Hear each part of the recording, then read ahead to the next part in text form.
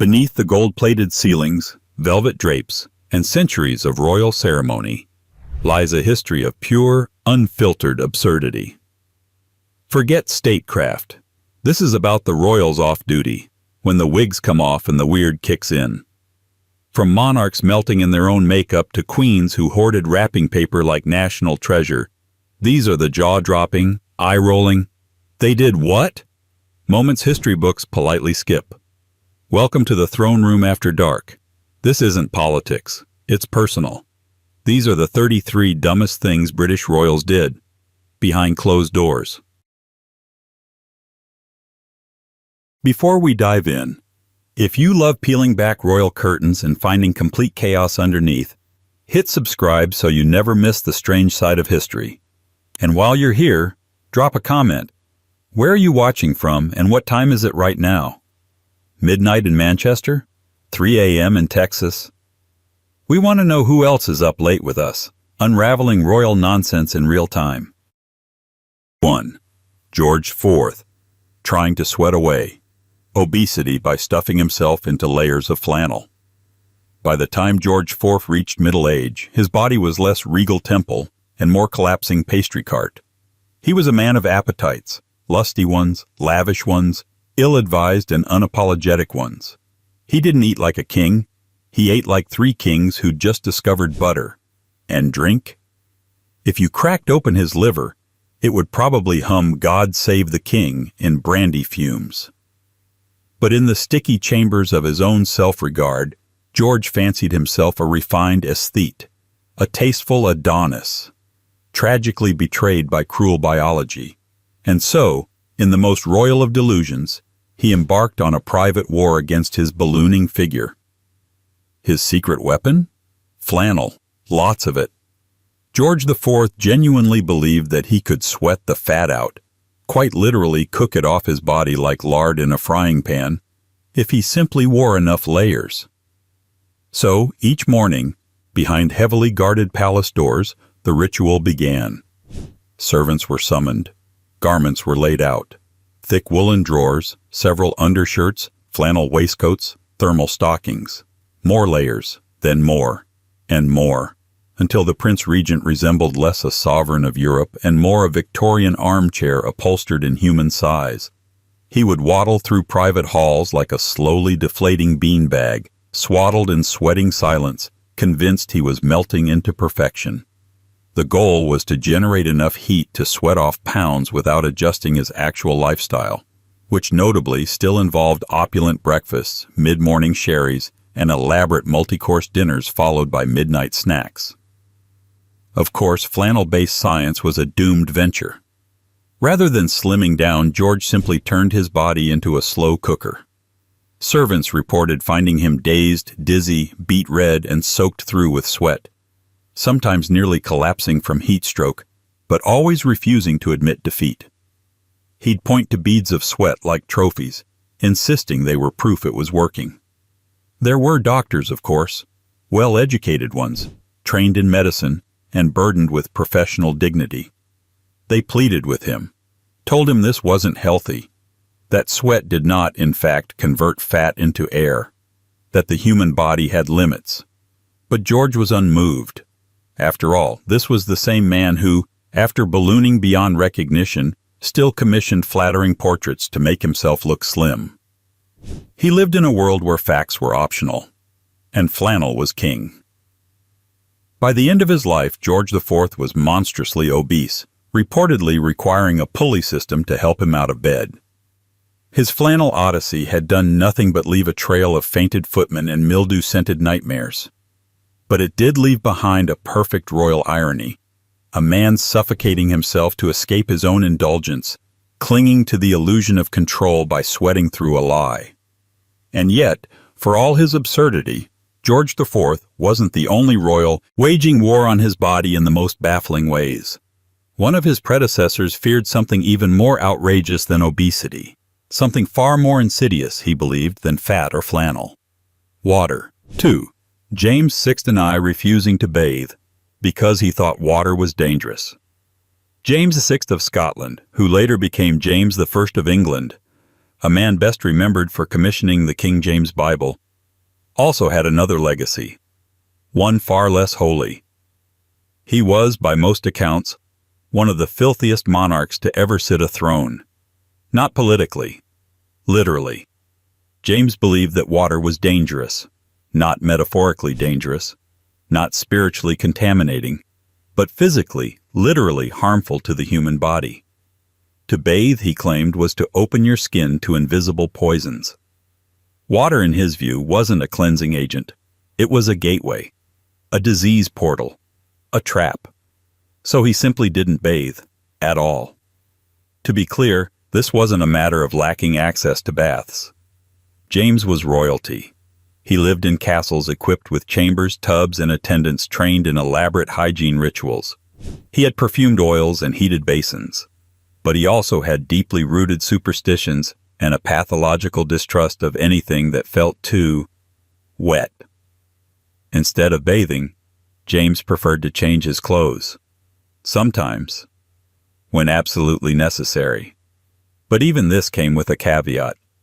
The clothing was often sewn directly onto his body and left there for extended periods of time. Why? Because he believed disturbing the skin could awaken illness.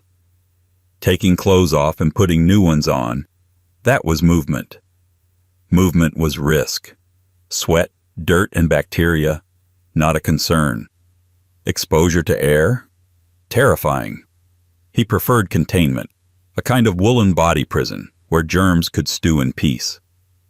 Contemporaries noted that he had a particular fondness for thick garments and high collars, layered so tightly around his body that they'd leave visible indentations in his skin. One observer noted that he never washed his hands, rarely changed his shirt, and never allowed water to touch his body. The same hands, it's worth mentioning, he used to bless people, sign treaties, pass laws, hold children. James also had what we'll politely call a funk. Courtiers and ambassadors recorded his smell in their writings. Discreetly, of course. Euphemisms were deployed. Earthy, strong, medicinal, robust. But the message was clear. His chambers reeked. His clothes reeked. His body reeked. And he didn't seem to mind. Servants occasionally tried to sneak in basic hygiene under the guise of medical care, dabbing his face with perfumed cloths, applying rosewater behind his ears. But any attempt to introduce bathing rituals was quickly shut down. James would mutter ominously about fevers and flesh rot, about men who died of bathing. For him, water was not a friend. It was a conspiracy. Even his dental hygiene was suspect. He chewed cloves and other spices to kill breath demons, but refused more direct contact with water.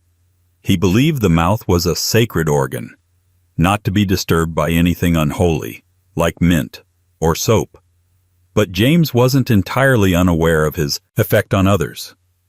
He was painfully shy, physically awkward, and avoided close contact with courtiers, not just out of propriety, but possibly out of a quiet, lingering awareness that his habits placed a literal barrier between himself and the rest of humanity. And so, behind closed doors, the King of England lived like a frightened monk, wrapped in a cocoon of his own grime.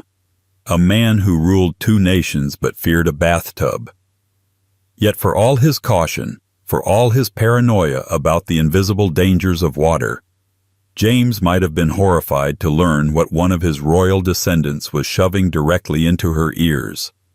On purpose. If you're still with us after that, and not currently scrubbing your ears with vinegar, you're clearly one of us. So go ahead and hit subscribe for more stories they definitely didn't teach in school. And while you're here, tell us in the comments. Where in the world are you watching from? And what time is it? Are you in a drafty old castle yourself? Or just wide awake at 2 a.m. deep in royal weirdness? 3. Queen Elizabeth I. Stuffing her ears with wax to avoid cold drafts. Queen Elizabeth I, the Virgin Queen, was an icon of intellect, strategy, and imperial power. Her portraits projected elegance. Her speeches dripped with rhetorical genius. But behind the embroidered gowns, Behind the royal oratory and jeweled restraint lived a woman utterly consumed by a private enemy. Cold air, not war, not betrayal, not plague, cold drafts. And so, in one of the more peculiar footnotes of royal domestic history, Elizabeth developed a rather personal solution. She stuffed her ears full of wax. Not candle wax, mind you, though accounts vary, and the precise recipe was a courtly mystery. It was likely a combination of beeswax, herbs, and cloth fibers, applied not for hearing loss, not for ritual, not even for fashion, but to block out chilly air. She believed that cold drafts creeping into the ears could cause sickness, imbalance, or worse, melancholia.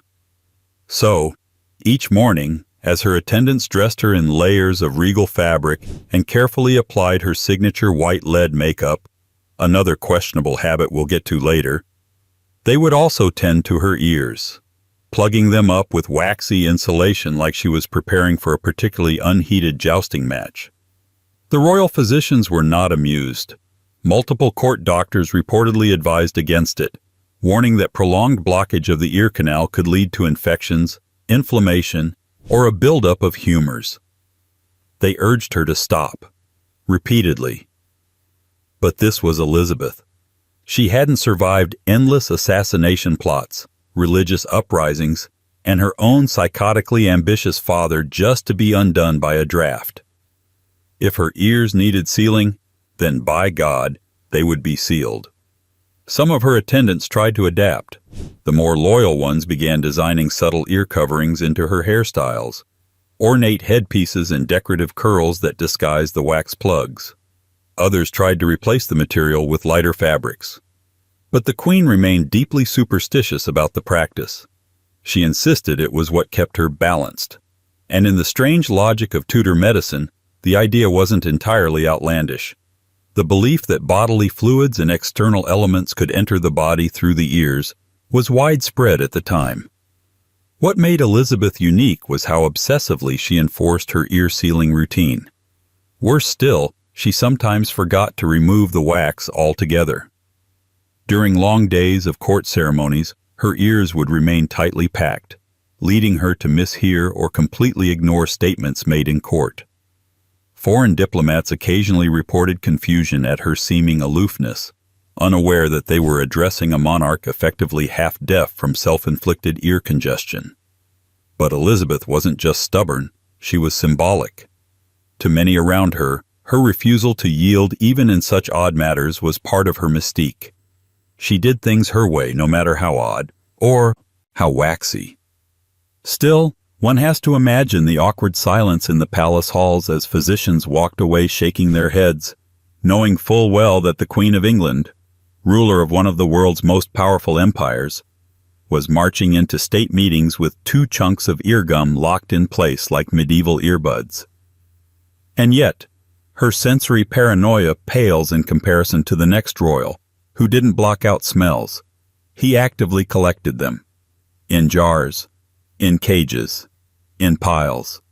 Welcome to the fragrant nightmare of Charles II. 4.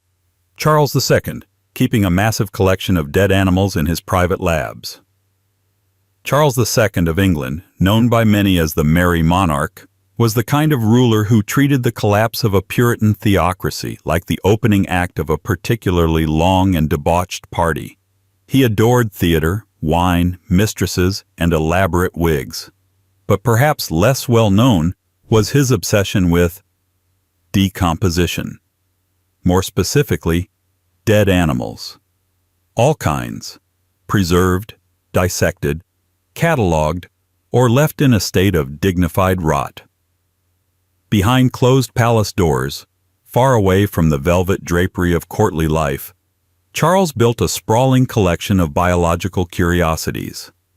Not in a dusty drawer or two, but in entire chambers reimagined as royal laboratories, where carcasses of birds, pets, monkeys, and other interesting creatures lined the tables and shelves like bizarre guests at an eternal dinner party. To be fair, Charles wasn't entirely without scientific merit. He was a patron of the newly formed Royal Society and genuinely curious about the natural world. But his approach to science was personal, visceral, and often horrifying to anyone with a functioning nose.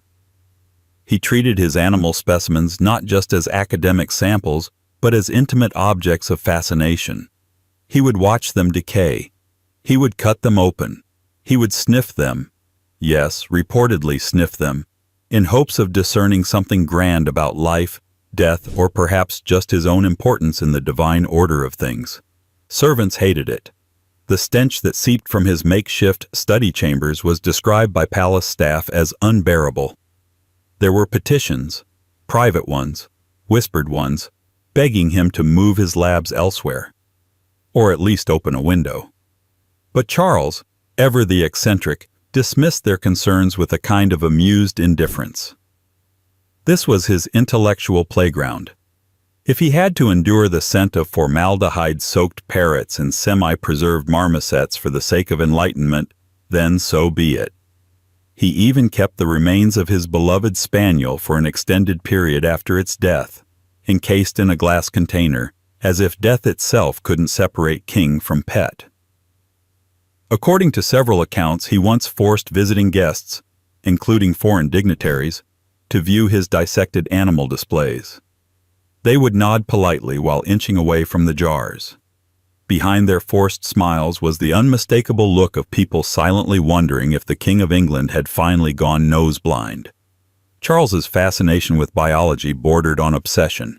He invited surgeons, amateur scientists, and even alchemists to join his experiments. At times, his curiosity crossed into what modern observers would call ethically murky territory. He once offered condemned criminals the opportunity to have their bodies used for medical dissection post-execution, in exchange for better meals. He saw it as a generous deal.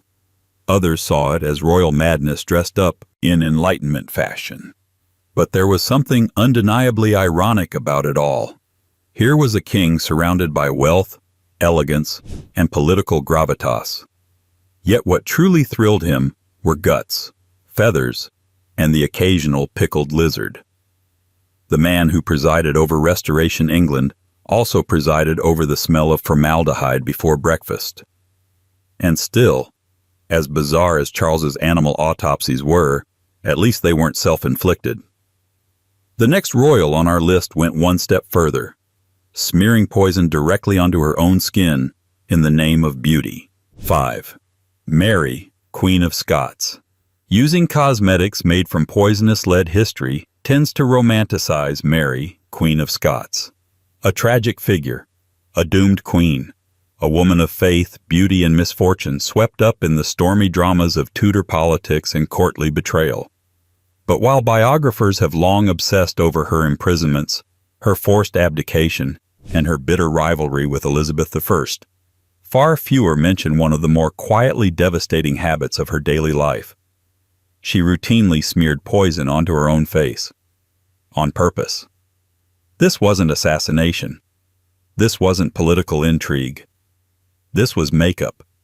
Mary was a devoted user of Venetian ceruse, a fashionable cosmetic product of the time that promised women a porcelain-like complexion.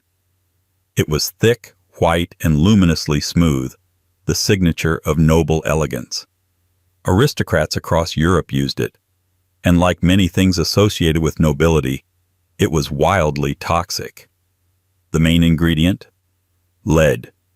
Specifically, lead carbonate mixed with vinegar, which formed a paste-like substance that was applied in generous layers to the face, neck, and occasionally the chest. When fresh, it gave the wearer a chalky, unblemished glow. But over time, it did exactly what you'd expect lead to do. It seeped into the skin, caused irritation, destroyed natural pigments, and contributed to slow but undeniable bodily deterioration. Mary didn't just dab this on occasionally, she relied on it. Portraits of her show a distinct ghostly whiteness, exaggerated even by the standards of the day. That wasn't artistic license. That was the result of daily use, reapplication, and obsessive touch-ups. She believed it made her look youthful, divine, and impervious to the stresses of court life, all of which, ironically, it undermined. As the ceruse wore down her natural skin, she applied more of it to hide the damage, beginning a vicious cycle of worsening complexion, masked by thicker and thicker layers of the very substance causing the damage. Servants reportedly watched her complexion change over time, not age naturally, but transform unnaturally. Her skin became papery, inflamed, and blotchy beneath the coating.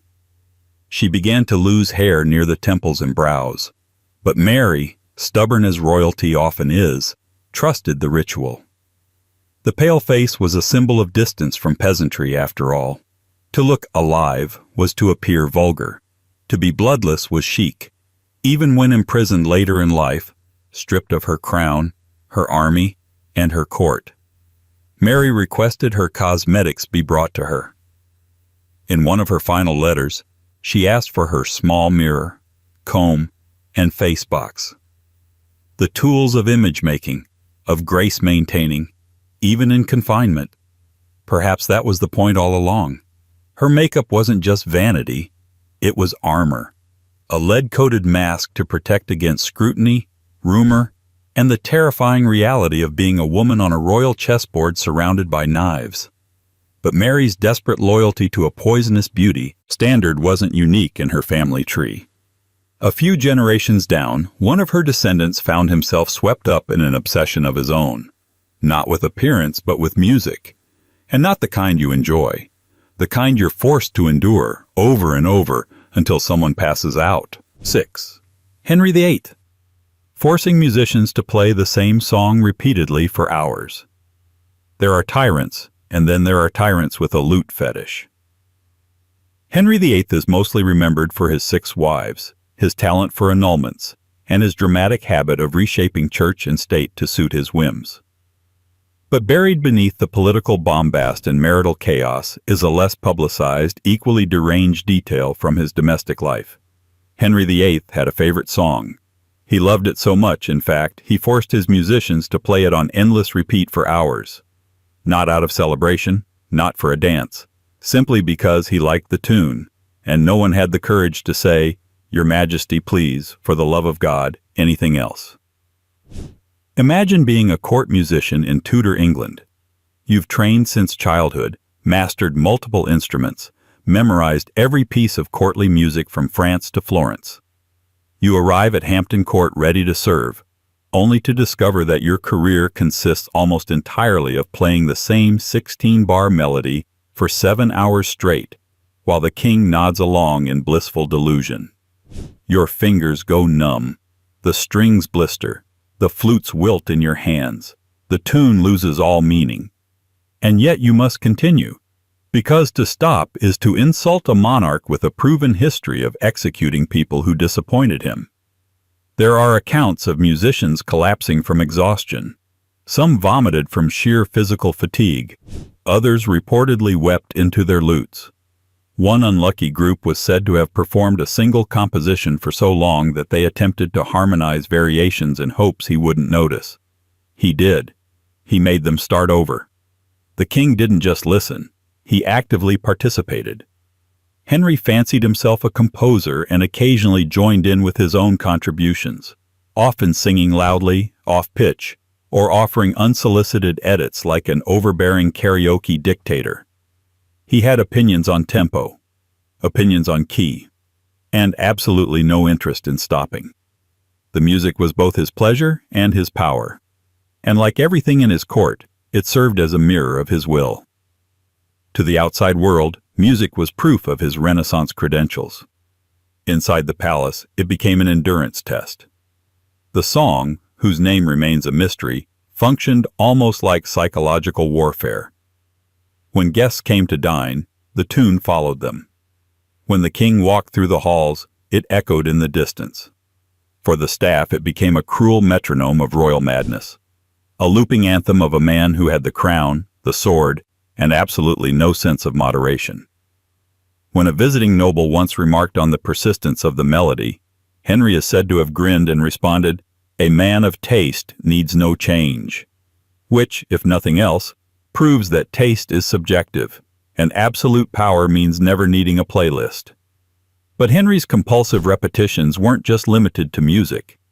His obsession with control, rhythm, and personal comfort would become a recurring theme throughout the dynasty, especially in the next royal household where chocolate wasn't a treat. It was a substance of worship. And the queen? She binged until the sickness caught up. Literally. 7. Queen Anne. Binge eating. Vast amounts of chocolate until she vomited. Queen Anne didn't have the public mystique of an Elizabeth I or the scandalous fire of a Mary, Queen of Scots. She wasn't a great orator, nor a cunning political seductress. But what she lacked in theatrical flair, she more than made up for in deeply personal excess. Quietly, and away from the crowded spotlight of court, Queen Anne developed an all-consuming obsession that defined her private hours. Chocolate. Not the solid bars we think of today, but a thick, spiced, almost syrup-like beverage served hot in ornate cups. The kind of decadent, old-world luxury that arrived from the colonies with promises of vitality, youth, and energy. In Anne's royal court, chocolate wasn't just a drink. It was a ritual, a comfort, and eventually, a problem. Each morning, attendants prepared the queen's first serving in a golden cup, whisked to foamy perfection and sometimes laced with spices like cinnamon or chili. She adored the smell, the warmth, the sheer decadence of it, and she didn't stop at 1, or 2, or even 3. By the middle of the day, she could consume cup after cup, often skipping more substantive meals just to indulge in her cocoa habit. Her doctors grew alarmed. Chocolate at the time was believed to have medicinal benefits in small doses, but Anne's consumption wasn't medicinal. It was compulsive. She would drink until she felt sick, and then keep drinking. She would request more chocolate, even while visibly bloated and dizzy. Court records and letters from staff describe her staggering from fatigue and nausea after long bouts of what they politely termed chocolate indulgence. Behind the scenes, servants became wary of the queen's requests. One footman wrote that her chambers reeked of sugar and bile, a scent that clung to draperies and lace. On especially bad days, Anne was reportedly found slumped in her chair, eyes glassy, hands trembling, not from age but from too many cups of boiling sugar and milk churning through her already strained digestion. Why didn't she stop? Well, that's the question, isn't it? Queen Anne's reign was marked by personal tragedy. She endured 17 pregnancies, none of which resulted in a surviving heir. Her health was constantly in decline. Her political alliances were fragile, and her closest confidant, Sarah Churchill, Duchess of Marlborough, famously fell out with her in a deeply painful feud. Chocolate, for all its physical consequences, gave her something politics and medicine never could: control and pleasure. A private luxury in a life otherwise defined by public loss. There was also an image to maintain. The queen was supposed to be calm, composed, and elegantly removed from the brutal realities of her emotional life. Chocolate was warm, beautiful, and socially acceptable. A distraction in a cup. So she drank, until her body rejected it. And even then, she'd order another. Queen Anne's bittersweet addiction might have unfolded in quiet drawing rooms and overstuffed armchairs, but royal compulsions weren't always so sedentary. In the next palace corridors, a different monarch wandered outdoors, not with a court or with guards, but to talk. To an oak tree, because he believed it was someone he used to know. 8. George III, talking to trees because he believed they were people. He knew. George III is often remembered for his long reign, his agricultural enthusiasm, and, unfortunately, his bouts of mental instability. History textbooks tend to flatten him into a handful of footnotes. The king who went mad, the monarch America rebelled against, the ruler who mistook reality for something softer and more chaotic. But hidden behind the polished summaries is a quieter, stranger domestic truth. George III genuinely held conversations with trees. Not metaphorically, not poetically, literally. He believed the trees on the palace grounds were people he knew, allies, adversaries, and sometimes long-dead relatives. And he spoke to them with the earnest intensity of a man conducting royal business. To him, the rustling leaves weren't rustling leaves at all, but replies, commentaries, gestures, the subtle nods of old friends offering counsel in wooden disguise. Servants recount scenes both heartbreaking and bewildering. George would take slow, meditative walks through his gardens at Kew, pausing before a particular oak as though waiting for it to finish speaking. Sometimes he bowed, sometimes he scolded, and sometimes he whispered into the bark with the soft, soothing tone of a man comforting an old companion. One of the most famous anecdotes, one repeated in hushed tones by palace staff, involved a moment in which he reportedly addressed an ancient oak as the King of Prussia. Whether he chose this tree because of its towering height, its stern appearance, or simply because he felt intuitively that monarchy was best discussed among monarchs, we may never know. But he stood in front of it for long stretches, murmuring diplomatic updates, offering personal reflections, and occasionally pausing as if listening for strategic counsel only a tree could provide. This wasn't an isolated episode. It became part of his rhythm, especially during periods when his mental state drifted from the boundaries of conventional awareness. To outsiders, the idea of a king consulting trees sounds absurd, but to those within the palace, it was both surreal and strangely tender. They saw a man wrestling with confusion and loneliness, reaching for meaning wherever he could find it, even in branches. Of course, the royal physicians tried to intervene. They tracked his behavior meticulously, cataloging signs of delusion and emotional instability. They urged rest, isolation, or treatments that ranged from the ineffective to the questionable. None of them quite knew how to treat a king who believed a chestnut tree could offer political advice. And so the staff did what palace staff always do. They managed around it. They cleared his walking paths. They kept visitors at a distance. They learned which trees he favored and gently discouraged gardeners from trimming them. But the king's conversations were not only eccentric, they were revealing. They showed how thoroughly he had retreated into a gentler, more forgiving world, a world where trees listened without judgment, where branches offered consolation, where diplomacy required no signatures, only shade. It's tempting to laugh at the image of a monarch confiding in a tree, but it's equally easy to feel a pang of sympathy. A man drowning in his own mind will cling to anything that floats. Oak bark, it turns out, is sturdier than most. Still, even in the strangest corners of royal history, George III wasn't alone in seeking comfort from substances or rituals that made matters worse. The next queen didn't turn to trees for solace. She turned to chemicals, and she inhaled them with regal enthusiasm, convinced they held the cure to emotions she couldn't bear to face. 9. Queen Victoria. Trying to cure sadness by inhaling chloroform. Recreationally.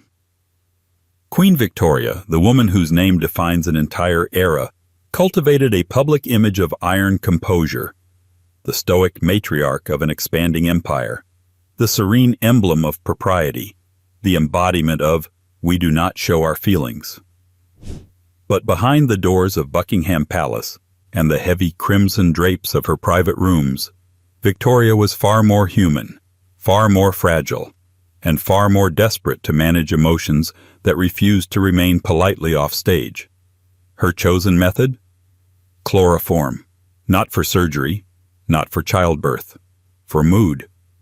What began as a medical intervention soon became a personal ritual, a discreet, inhaled refuge from grief, exhaustion, and what she described as the oppressive weight of my own spirits. Victoria wasn't shy about strong emotions. She simply preferred to experience them alone. And chloroform, she discovered, made solitude easier. After being administered chloroform during the birth of her 8th child, Victoria described the experience with almost evangelical delight. She felt calm, warm, Wrapped, she said, in a gentle cloud. The sensation stuck with her, and once the physicians departed, she began requesting small quantities for private use. Doctors hesitated. They had read enough medical journals to know that chloroform in casual doses wasn't exactly a wellness supplement. But saying no to a queen required more courage than most were willing to muster. And so the inhalation ritual became a hidden part of palace life. Victoria would retreat into her private sitting room, sometimes after an argument, sometimes after a political crisis, sometimes simply after a bad day. She'd dismiss her attendants, close the doors, and prepare a saturated cloth or small vaporizer device.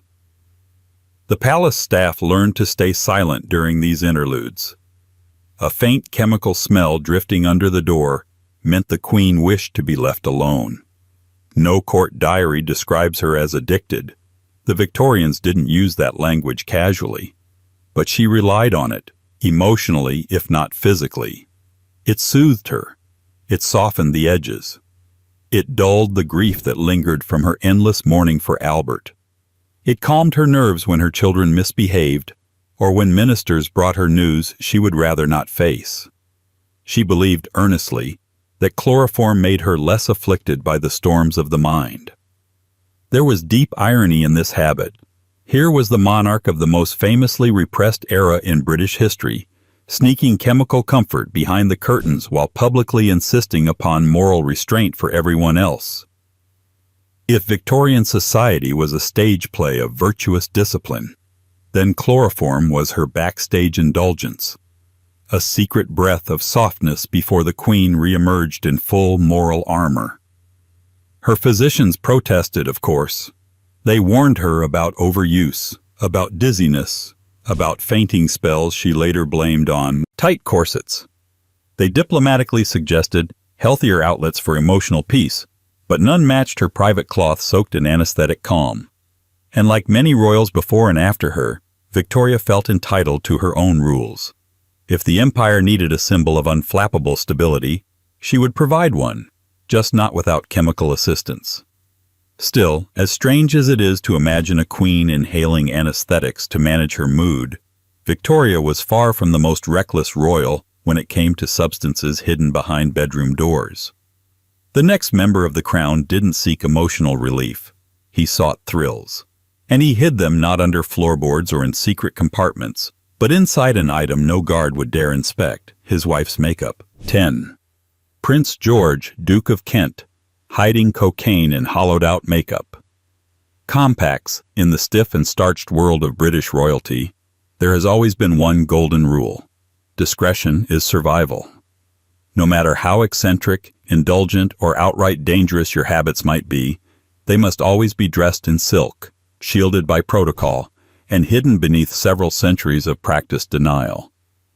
Prince George, Duke of Kent, younger brother to Edward VIII and George VI, understood this perfectly. Perhaps too well. He was dashing, charming, and scandalously modern for his time.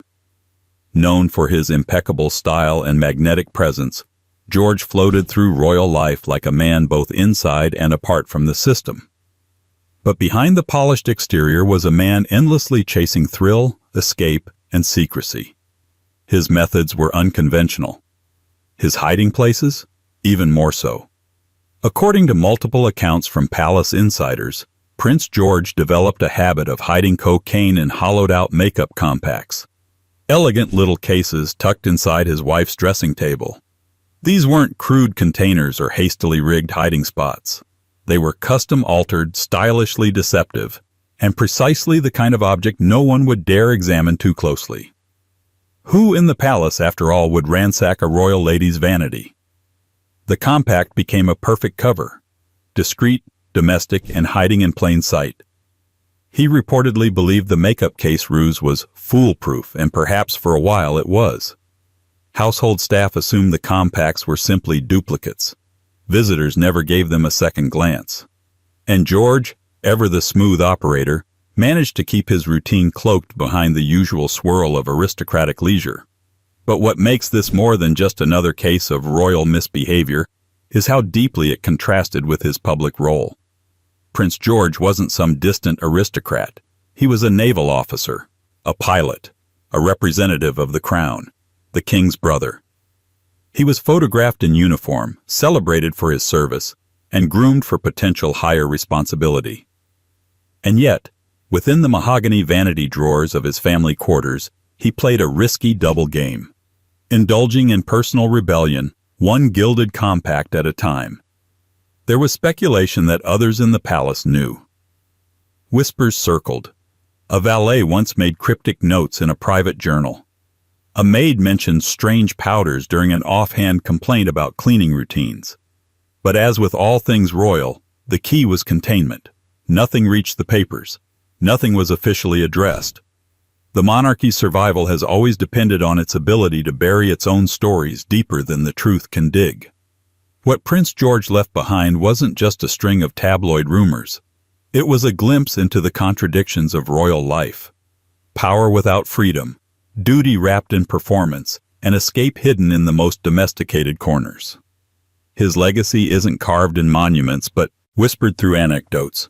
The prince who stared down the weight of expectation and tried, however foolishly, to lighten it with sleight of hand and powdered illusions.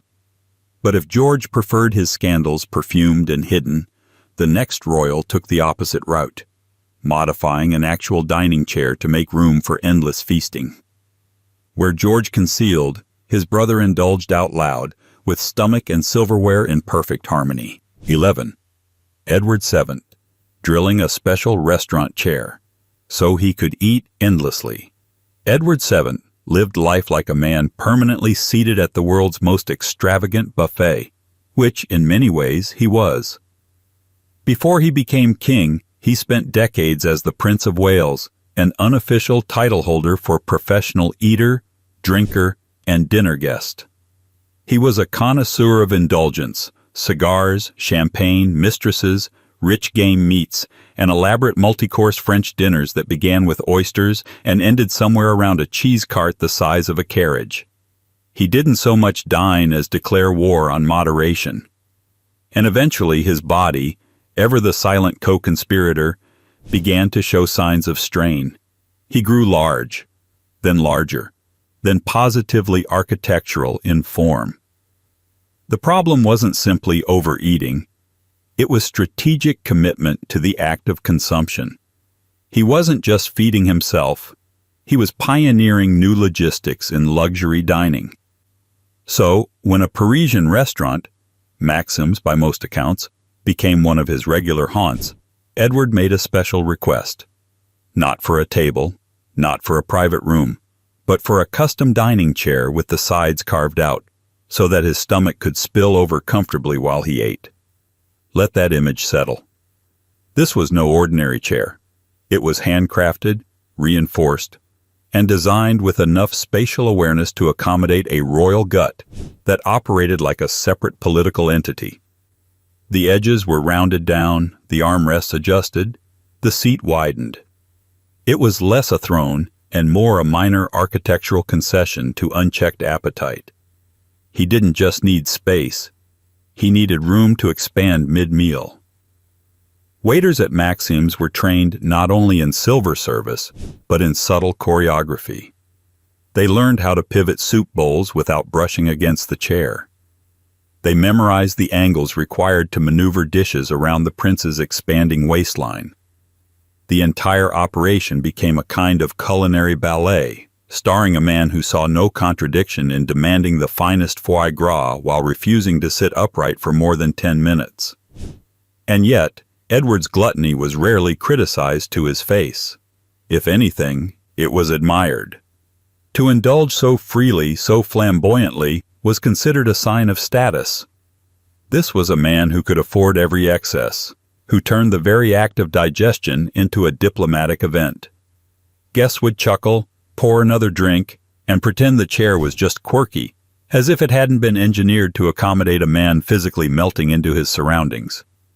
The irony, of course, is that while Edward's modified chair allowed him to eat more comfortably, it didn't exactly help with mobility. He often had to be helped up, adjusted, or wheeled back discreetly when his posture gave way to gravitational honesty. but no one dared suggest smaller portions. He was the Prince of Wales, not a dinner guest, and appetite was part of the uniform. And if Edward VII re-engineered furniture to suit his appetites, his niece would later re-engineer table manners in her own way. But not with silver cutlery or regal restraint.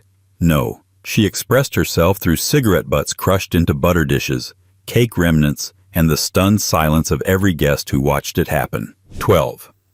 Princess Margaret, extinguishing cigarettes in food when she was done with a meal. If Queen Elizabeth II was the disciplined public face of modern monarchy, then her sister Princess Margaret was the chaotic soul lurking just behind the curtain, elegant, magnetic, and catastrophically allergic to decorum. Margaret didn't rebel against royal expectations so much as treat them like suggestions from a particularly annoying waiter. She had her own rules. She drank when she wanted, spoke as she pleased, and most memorably, ended meals with a ritual so casually appalling it became palace legend. She stubbed her cigarettes out in food, not beside the plate, in the plate. Caviar, half-eaten soufflé, fine French desserts, none were safe. If Margaret was done with her meal, she wouldn't wait for the staff. She'd lean back, pluck the cigarette from her lips, and press it squarely into whatever was closest. A butter dish, a salmon mousse, sometimes even someone else's unfinished pudding. The dining table, in her view, was not a place of delicate restraint. It was a stage, and she was the unpredictable star. And the staff? Powerless. What could they say? This was the Queen's sister, glamorous, volatile, and utterly uninterested in consequences. A footman might flinch, a guest might chuckle nervously, but the ash would still swirl into the béarnaise, and the Marlborough would rest defiantly atop the roast duck like a flag planted at the summit of irreverence. What's most astonishing is how consistent this behavior was. It wasn't a one-time outburst or the result of a particularly stressful evening. It was Margaret's signature. Guests who dined with her learned to adjust. Some pushed their plates out of reach as dessert approached. Others learned to inhale quickly between courses, lest their soufflé be claimed by ash. A few brave souls tried to laugh it off. One diplomat reportedly said, "I believe the princess has declared war on the crème brûlée." She smiled. The cigarette remained. Her friends, a cocktail of bohemian artists, aristocratic degenerates, and minor European royals, were largely unfazed. This was, after all, a woman who once reportedly showed up to breakfast in a tiara and no explanation. But traditionalists in the palace were horrified. Margaret, they said, was supposed to represent modern elegance, not treat the royal china like a public ashtray. She didn't care. The monarchy might have its protocols, but Margaret had a lighter, and she wasn't afraid to use it. Some saw it as rebellion, others as sheer entitlement. But perhaps it was something simpler, boredom. For a woman born into a life of ceremony and restriction, meals were one of the few domains where she could act freely. And like many aristocrats before her, when she got bored, she played with fire, quite literally. But while Margaret's dining room became a stage for smoky defiance, her grandfather, King George V, had a more somber approach to collecting things after meals. Instead of ash, he collected something stranger, thousands of dead birds, and he insisted they be brought to his bedroom, counted like treasure, and laid out before sleep. 13. George V, keeping thousands of dead birds he shot. In his bedroom. King George V, the grandfather of Queen Elizabeth II, was a man of deep habits and narrow enthusiasms. He wasn't flamboyant like his son Edward VIII, nor philosophically tormented like his father Edward VII. George was solid, predictable, and deeply fond of routines, particularly those involving firearms and feathers. Among the more unsettling of these routines was his obsession with shooting birds. And not just a few on a country weekend. No, George V treated bird shooting like royal bookkeeping, precise, relentless, and meticulously tallied. By the end of his life, He had reportedly killed well over 60,000 birds. Pheasants, grouse, partridges. The British countryside was, to him, an open-air spreadsheet waiting to be checked off. But it wasn't just the hunting that made eyebrows rise among staff. It was what happened after the hunt. Specifically, the bizarre post-game ritual of having the dead birds brought into his private chambers, laid out in careful rows across the floor, and counted. By servants, in silence. Every bird, no matter how small or mangled, was accounted for. This wasn't a matter of sport. It was documentation. The king wanted to see them, not stuffed in crates, not left in carts, but displayed. Dozens, sometimes hundreds at a time. His bedroom, for those brief and morbid hours, became a royal mortuary for the fallen feathered. The staff despised it. The smell, the logistics, the complete lack of common sense. Imagine being a royal footman and spending your evening arranging cooling bird corpses beside the king's slippered feet while he nodded in grim satisfaction. There were protocols. The birds were to be laid out by type, head facing east, no overlapping. Any mistakes meant starting over. And the king watched the process with the unblinking scrutiny of a man counting gold bars. Why? That question remains unanswered. Some believed it was about control. George V, who ruled through 2 world wars and the crumbling of the British Empire's golden age, found comfort in numbers, in things that could be arranged, counted, and understood. Birds didn't rebel. They didn't demand independence. They simply fell, as expected, and arrived for his inspection. Perhaps it was a small realm where he could feel absolute mastery. Others suggest it was simply habit taken to the edge of madness. A lifelong hunter who couldn't stop himself from turning pleasure into procedure. The strange part? George wasn't a cruel man. He loved animals, at least in the abstract. He kept beloved dogs. He admired horses. But with birds, something short-circuited. They became objects, ritualized trophies in a king's private ledger. Eventually, palace staff developed quiet strategies to make the ritual bearable. Lavender sachets were tucked into curtain folds to mask the scent. Windows were opened just before the count began, and junior staff were warned, "Don't question the birds, don't ask why, just count." Still, if George V brought the outside in to maintain his grip on routine, one of his royal ancestors went even further, dragging himself back in time to a medieval terror of bedding, feathers, and the devil. His solution to temptation? Straw. Lots of it. 14. Henry VI. Sleeping on piles of straw because he thought feathers tempted the devil. Henry VI was not a man built for the brutal stage of 15th century monarchy. Where others schemed, he prayed. Where rivals wielded swords, he clutched at scripture. A fragile soul thrust into one of the bloodiest periods of English history, Henry was never entirely in the same dimension as his court, or arguably his own century. His reign was marked by instability, both political and personal, but it was in his private chambers that his strangeness took on a quieter, more haunting form. Henry, quite simply, feared his bed, not in the usual royal sense of assassins or betrayal. No, Henry believed that sleeping on feather-stuffed mattresses invited spiritual corruption. He was convinced that the softness of feather bedding weakened moral resolve. That indulgence in bodily comfort was a direct temptation from the devil himself. And so, in one of the more telling rituals of his daily life, he ordered his bedding removed and replaced with straw. Plain, scratchy, medieval straw. Not occasionally, not during Lent, always. His bedchamber was cleared of what he called tempting softness. No down pillows, no embroidered bolsters, no goose-feathered mattresses sewn with royal crests, just straw, spread in thick, uneven piles across a wooden frame, with a thin sheet to preserve modesty. It smelled of livestock barns. It crunched audibly when he shifted. It left marks on his skin and probably attracted the occasional insect, but Henry would not yield. His soul, he believed, depended on it. To his court, this behavior was baffling. Royalty, after all, was supposed to be comfortable, visibly, almost offensively so.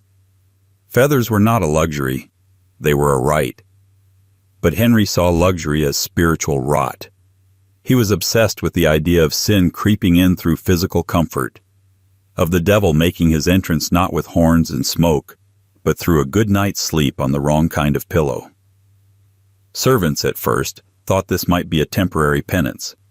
Monarchs, after all, often dabbled in seasonal austerity. But with Henry, the straw bed became permanent. Even on royal progresses, the ceremonial tours through the countryside, his personal chamberlain was required to oversee the preparation of makeshift straw bedding, hauled in burlap sacks and laid out with quiet urgency in every castle and manor along the way. Worse, he extended the austerity to others.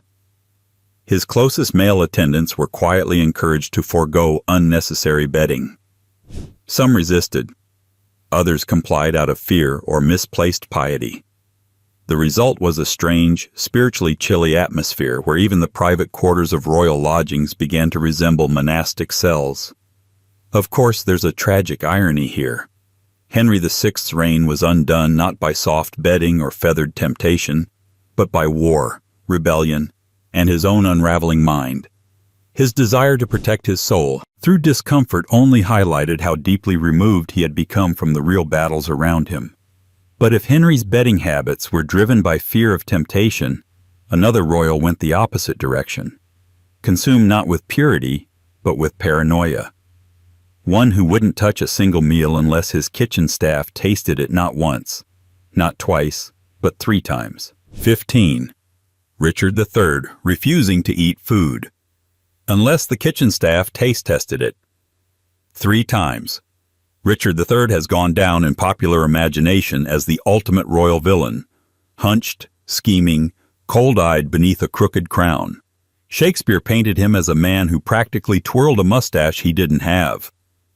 The real Richard was far more complicated, but one detail from his private domestic life remains strangely consistent across court notes and household accounts. He was profoundly paranoid about being poisoned. Enough so that he refused to eat anything, not bread, not broth, not a simple apple slice, unless it had been taste-tested by servants 3 separate times. Not once, thrice. Like a doomed fairy tale king, or a man convinced that every meal was an assassination attempt waiting to happen. This ritual wasn't merely symbolic. It was precise. It was codified. It was, in the eyes of those forced to participate, utterly exhausting.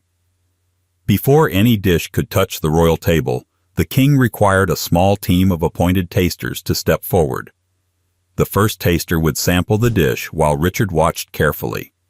The second would repeat the process, often looking nauseous not from the food, but from the pressure.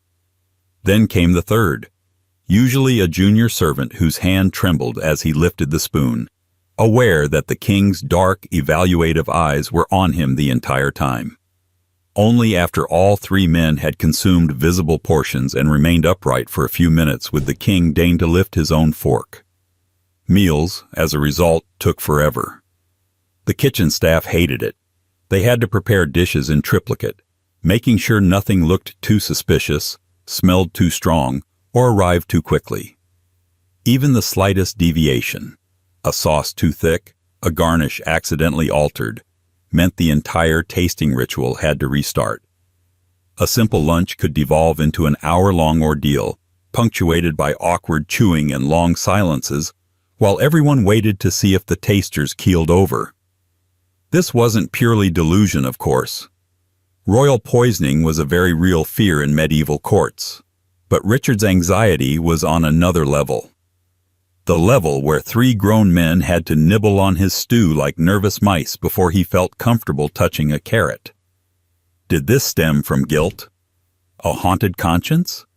Or simply the pressure of holding a throne dripping with insecurity? Hard to say. Richard lived in an age where family members turned enemies overnight, where rival claims to the crown rattled like distant thunder, and where the line between dinner guest and conspirator was famously thin. Perhaps it wasn't madness, but the grim logic of a man who understood too well what political ambition tasted like. Still, the palace staff whispered. They mocked quietly. They wondered what kind of king trusted no one, not even his own cooks. And the ritual grew stranger over time. Some nights, Richard insisted the tasters wait with him for a full half-hour after sampling his food, just to watch for delayed effects.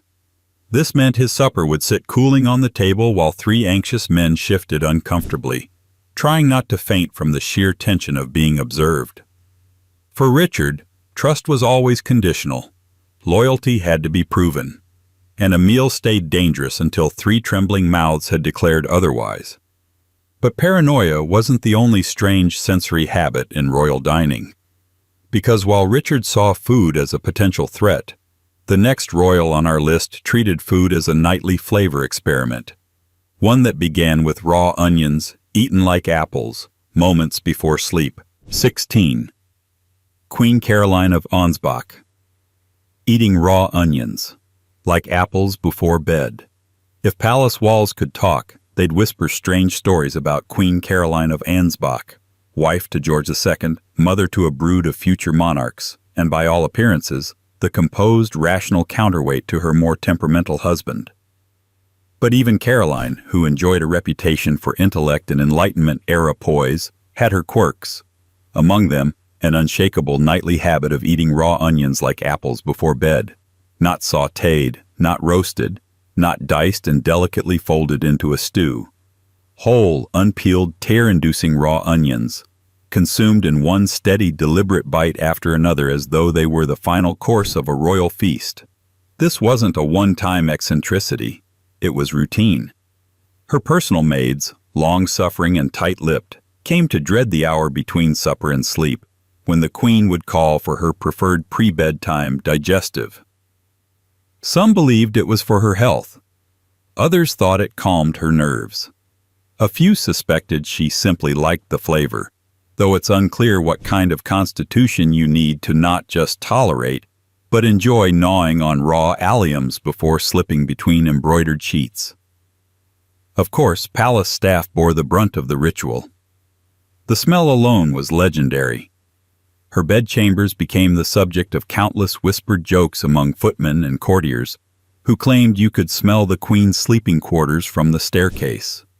One maid compared it to a village kitchen in midsummer, while another said it reminded her of a battlefield of onions, freshly split and unapologetic. It wasn't just the scent that lingered, it was the sheer defiance of it. In an age obsessed with etiquette and grace, Caroline's onion habit flew in the face of every rule about feminine delicacy and royal polish. Where other queens dabbed at powdered cheeks and gently sipped perfumed cordials, Caroline opened her jaw and bit into a vegetable known primarily for making people weep. Her doctors were baffled. They advised moderation, suggested gentler herbs, even offered tinctures of mint and lemon balm as alternatives. Caroline would nod politely, then reach for another onion. One physician, in a desperate attempt to dissuade her, cited concerns about gastric imbalance and nocturnal unrest. She reportedly laughed and told him she had slept perfectly well for years, thank you, and asked that the next onion be sliced for ease. But perhaps the strangest part was that she never seemed bothered by it. No stomach complaints, no regret, no effort to mask the scent with perfume. Some speculate it was a private rebellion, a small, pungent act of personal autonomy in a world where every move she made was scrutinized. Others believe she genuinely thought it kept her strong, healthy, and clear-headed. Still, one can imagine the silent despair of her bedchamber attendants each morning drawing back the curtains in a room thick with the ghosts of last night's onions, wondering, yet again, how the Queen of England could sleep so soundly while surrounded by the aroma of a soup cellar.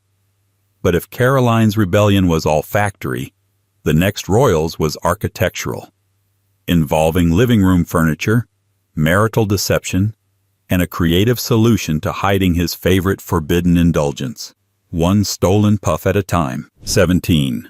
Prince Albert, cutting holes in furniture to hide cigars from Victoria. Prince Albert, consort to Queen Victoria and poster husband for royal duty, had a reputation for moral seriousness so intense it could have curdled milk. He was disciplined, dutiful, famously well-groomed, and so relentlessly industrious that even his leisure time had an agenda. But despite his image as the clean-cut architect of Victorian domesticity, Albert had a secret, one he quite literally carved into the furniture. He smoked cigars, not publicly, not proudly, but secretly, and with the guilty precision of a man hiding chocolate in a monastery. Queen Victoria, as it happens, detested smoking. Not disliked, detested. She considered it coarse, vulgar, and unbecoming of royalty. More than once, she referred to tobacco as a foul foreign stench, and made it clear that she expected her husband, her household, and ideally the entire male population of the empire to abstain from it entirely. Albert, ever the obedient husband in public, smiled and nodded, and then, behind closed doors, quietly engineered his own private rebellion. He didn't just sneak cigars. He designed compartments for them, hidden compartments, in tables, in writing desks, in the legs of armchairs, in the baseboards of his private dressing room. Cabinet makers in his employ were allegedly instructed to install secret drawers in otherwise ordinary-looking furniture, not for love letters or documents, but for carefully wrapped cigars. Even the ventilation grates near his sitting room were modified to discreetly carry away the smell, should he indulge indoors. One staff member later recalled a peculiar armchair in Albert's private reading nook. Its side panel opened with a barely visible latch, revealing a hollow compartment where 2 or 3 cigars could be stored. The Queen, it seemed, never noticed, or perhaps pretended not to. The furniture was elegant. The rebellion was quiet. And Albert, ever fastidious, ensured no ash, smoke, or scent lingered long enough to trigger suspicion. But the secrecy had its costs. Albert couldn't smoke freely in the palace. He had to wait until the Queen was occupied or out walking. On trips, he'd coordinate with footmen to arrange brief, carefully timed breaks, short enough not to attract attention, long enough for a few discreet puffs. And always followed by a thorough wash, a change of waistcoat, and sometimes a peppermint lozenge. What makes it all so absurdly poignant is that Albert didn't even smoke excessively. He wasn't a chain smoker. He just liked the occasional cigar. But in the rigid atmosphere of Victorian respectability, especially under the watchful eye of his famously upright wife, even a moment of indulgence had to be hidden like contraband. And so he carved secret lives into the furniture, one drawer at a time. The irony?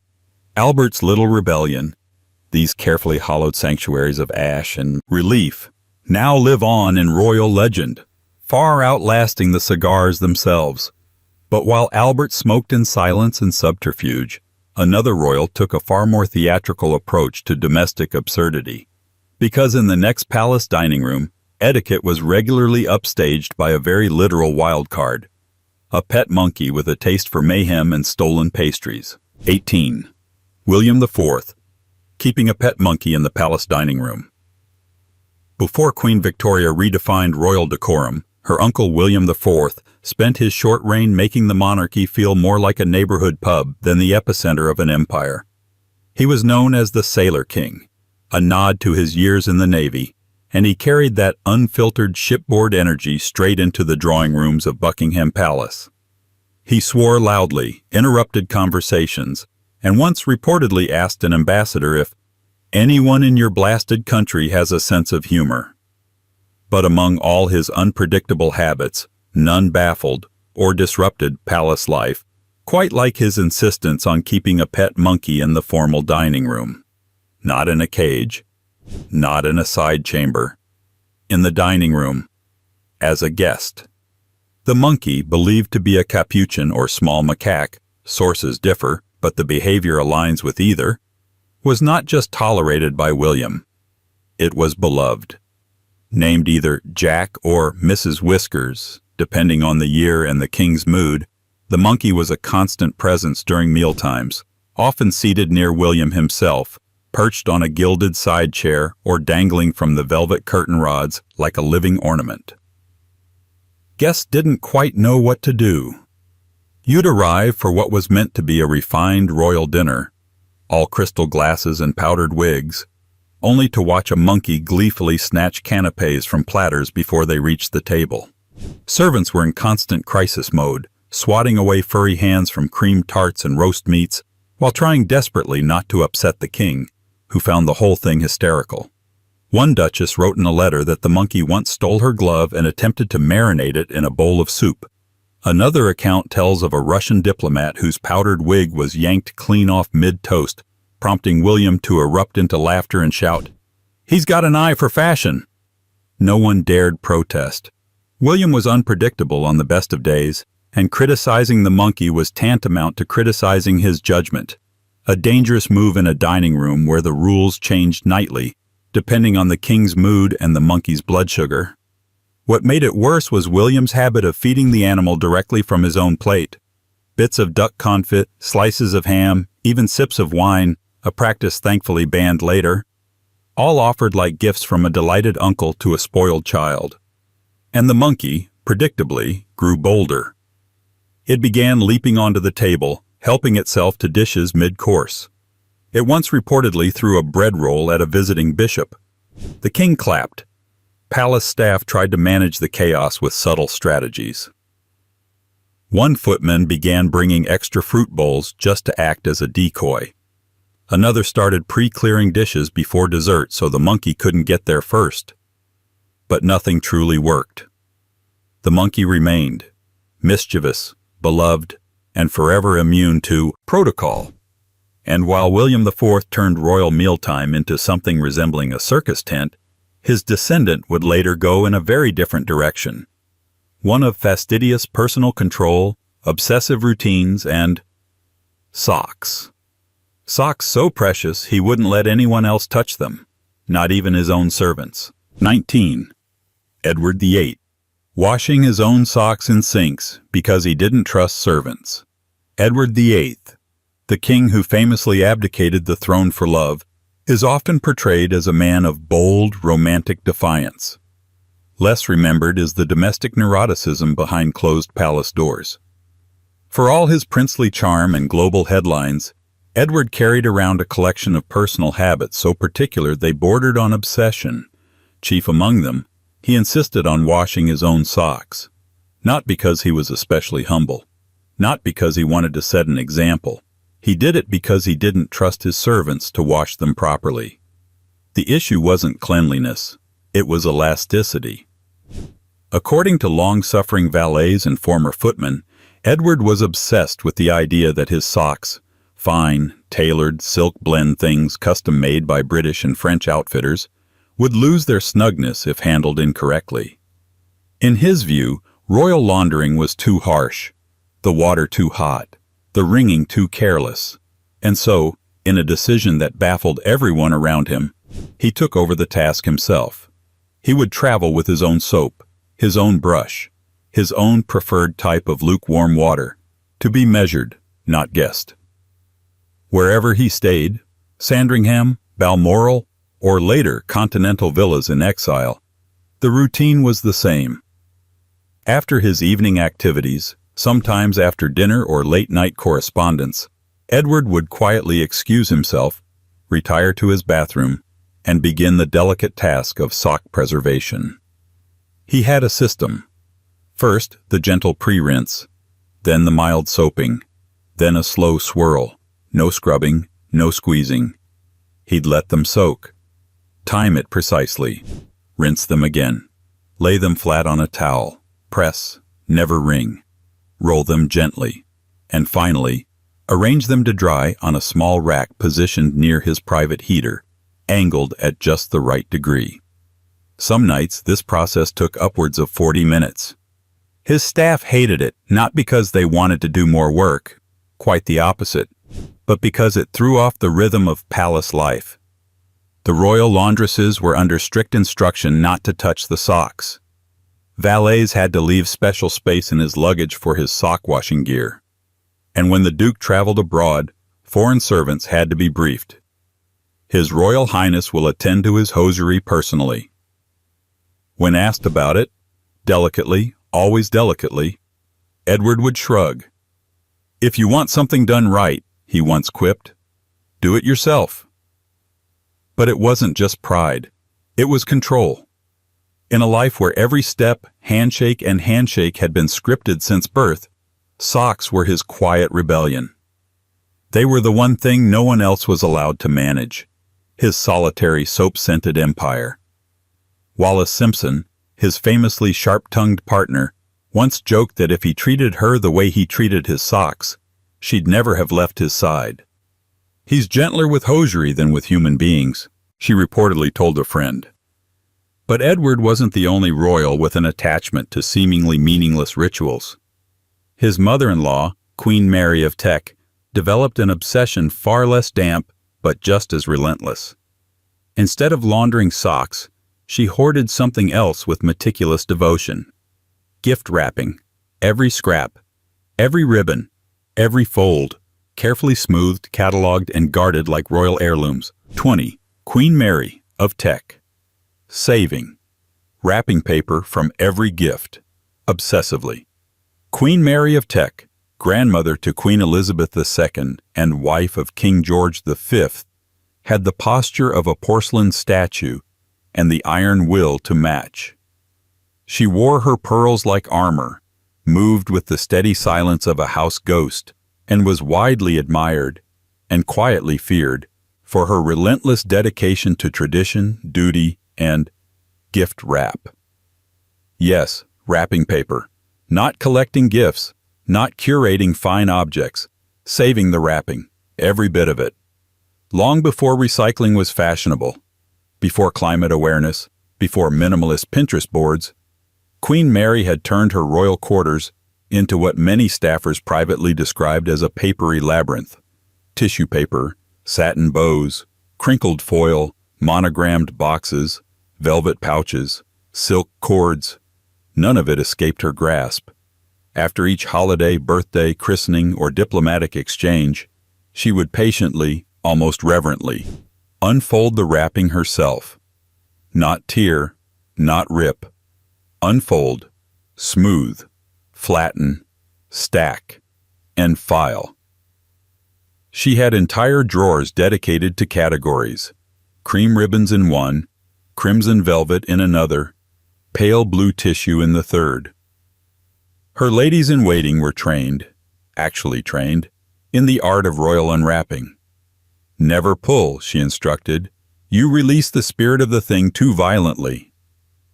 One poor maid once crumpled a bit of silver foil in haste. Mary reportedly went silent for a full 10 seconds, a terrifying eternity, before coolly requesting she take more care or take her leave. And she didn't just save the materials. She saved the labels, the tags, the handwritten cards, the tiny notes. If it was attached to the parcel in any way, it was cataloged, dated, and slipped into a velvet-lined box labeled "Correspondence Accompanying." Visitors quickly learned to tread carefully when gifting her anything. The presents themselves were often beside the point. It was the presentation that mattered. The Queen would run her fingers over the ribbon before opening, sometimes commenting on the quality of the satin or the precision of the fold. And woe unto the well-meaning aristocrat who dared to use tape. Mary despised tape. It was, in her words, an adhesive vulgarity. No one knew exactly what she planned to do with the massive stockpile. It was rumored that her wrapping rooms, yes, rooms, housed hundreds of neatly labeled parcels of reusables, sorted by occasion, color, and decade. Some of the paper was so old it crackled like dry leaves when touched. And yet, she held on. Was it thrift? Sentimentality? A need to control at least something in a world built on ceremonial chaos? Maybe all three. But it wasn't just private habit. Her obsession bled into palace routine. Servants weren't allowed to discard wrapping materials from any gift unless inspected. Entire post-Christmas afternoons were spent sorting the harvest. One footman claimed he once saw a dozen staff members smoothing out the folds of used tissue paper under the Queen's watchful gaze. And while Queen Mary's war on waste may have had its own internal logic, the next royal on our journey had no such subtlety. He believed healing came not through conservation or custom, but through something far more primal, the warm, frantic fluttering of a live chicken pressed directly against his chest. 21. Henry IV. Believing rubbing live chickens on the body cured illness. In an era when medicine was still more alchemy than science, medieval monarchs often found themselves caught between superstition and desperation.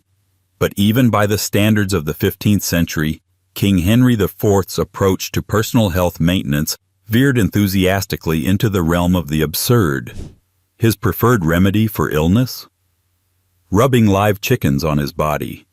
Entire, flapping, bewildered chickens, held firmly against his royal flesh, as if their squawking energy could somehow extract the ailment from within. This was not some one-time fever-induced mistake. Henry IV subscribed to the practice with unwavering faith. To him, chickens weren't livestock.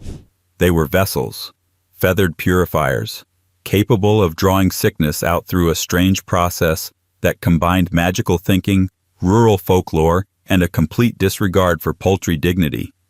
It started, according to court records, with a minor illness. The king had fallen into a spell of weakness, likely a common virus, or the effects of chronic stress.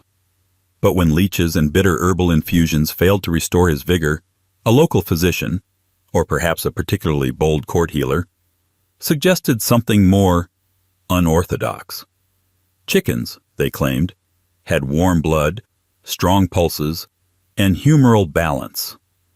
By placing them against the king's body, especially over the chest and abdomen, it was believed the animal would absorb the imbalance, the foul humors, the sick air, the corrupted essence, and leave the patient restored. So Henry tried it, and then he kept trying it, repeatedly. Servants were ordered to bring fresh chickens daily, not cooked, not plucked, not even restrained, just living, writhing birds held awkwardly by footmen and physicians, their claws scratching against velvet robes while Henry reclined and awaited his treatment. Depending on the malady, different placements were tried, under the arms, on the belly, even on the forehead. The palace courtyard soon became a makeshift aviary, filled with crates of unfortunate birds waiting to do their royal duty. The king's rooms echoed with the bizarre soundtrack of human groaning and poultry protest. Feathers drifted across marble floors. Physicians muttered incantations and theories. The air smelled of hay, sweat, and something far less regal. Whether the treatment actually worked is, of course, unlikely. But Henry seemed convinced. He would report feeling lighter or relieved after a session, though it's entirely possible the feeling came from lying down for an hour while someone else worried about his problems. Regardless, the practice continued through multiple episodes of illness. Court etiquette adapted. Guests were advised not to question the presence of birds in the royal wing. Servants were trained in poultry handling protocol. Even the Queen is said to have requested that the clucking be kept to a dignified minimum during formal hours. Eventually, more modern medical opinions began to prevail, and the chickens were quietly removed from royal health care. But for a time, the fate of the English crown rested, however briefly and bizarrely, in the wings of farmyard fowl. And if Henry IV believed illness could be cured through frantic feathers and folk wisdom, one royal descendant took her passion for hands-on artistry in an even more scandalous direction, sculpting nude male models in secret chambers of the palace, chipping away not just at marble, but at every rule of Victorian modesty. 22. Princess Louise, Victoria's daughter. Secretly sculpting nude models in the palace. In the glittering, over-polished machinery of Queen Victoria's court, appearances were everything. Decency wasn't just encouraged, it was weaponized. Proper conduct was a matter of state. Modesty was a national virtue. And into this corseted world of decorum was born Princess Louise, Queen Victoria's sixth child and resident wildcard, an artist, a rebel, and the only daughter who managed to make marble blush. Louise was obsessed with sculpture, not as a hobby, but as a calling. Unlike her sisters, who busied themselves with embroidery, music, and the careful management of courtly boredom, Louise wanted to carve, to create, to mold stone and clay with her own two hands. It wasn't a phase, it was passion. And while the royal family initially humored her artistic leanings as an amusing eccentricity, things got more complicated when she began sculpting nude male models in her private palace studio. Yes, nude, and not in some vague, draped-over-a-sheet artistic interpretation. We're talking fully unclothed flesh and anatomy on display life models, the kind traditionally used by serious art students across Europe. Except those art students weren't typically the unmarried daughters of the Empress of India.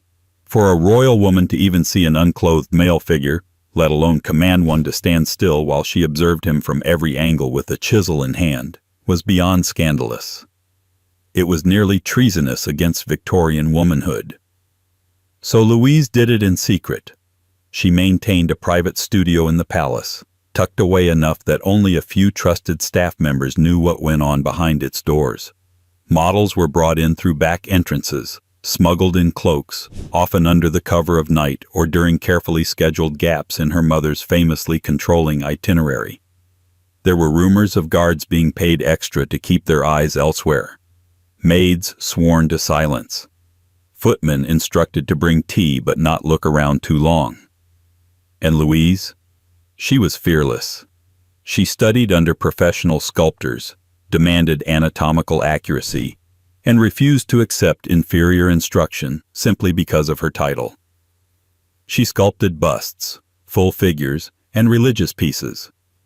But it was the male nude studies that became the whispered subject of court gossip. A princess, a real one, surrounded by marble torsos and clay muscles, hammering away in a flurry of curls and powdered dust. Queen Victoria, predictably, was not amused.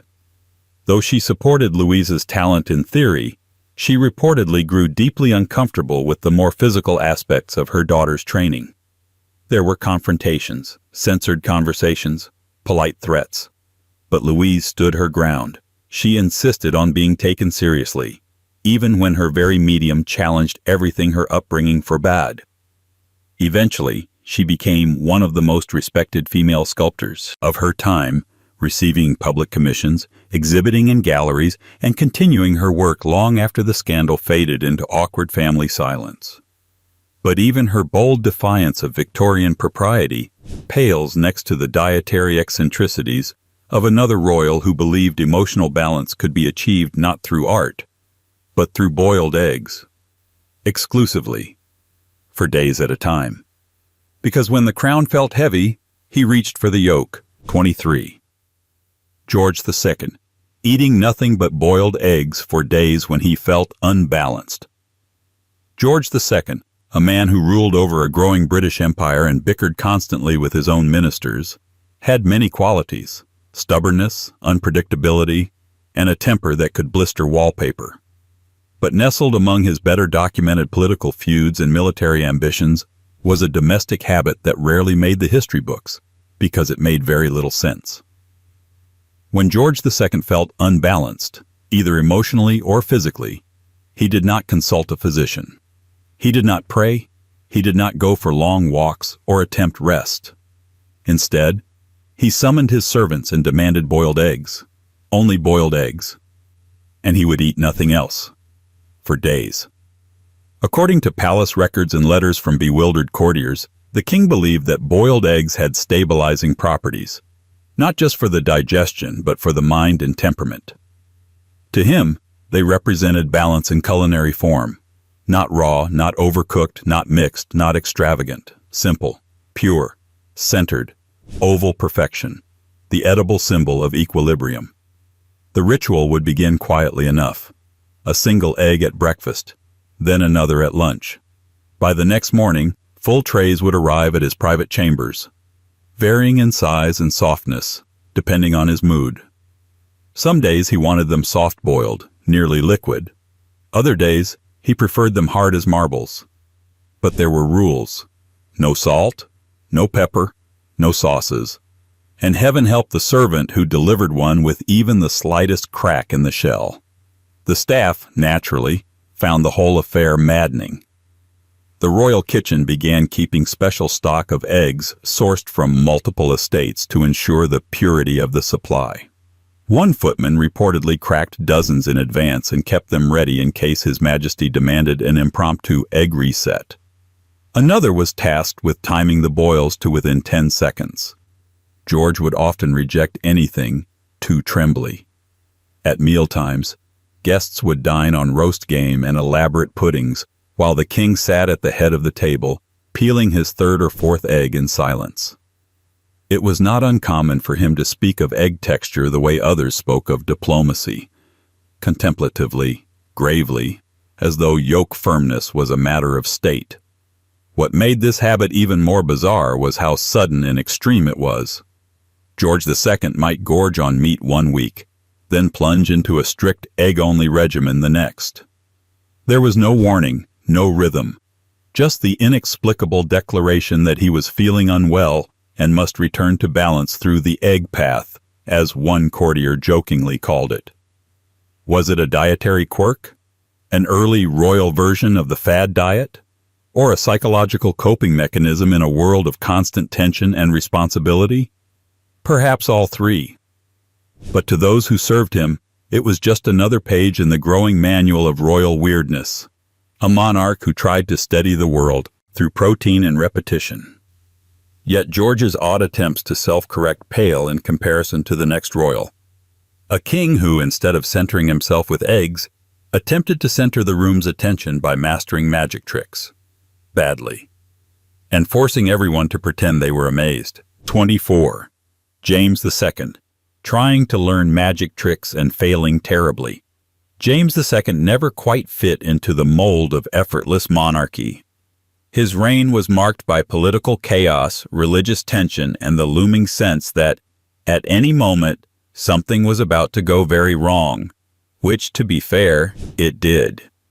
He was eventually deposed during the Glorious Revolution and fled into exile. But long before his dramatic fall from power, James had already been cultivating a different sort of reputation behind palace doors. He fancied himself an amateur magician. Yes, a king, practicing sleight of hand.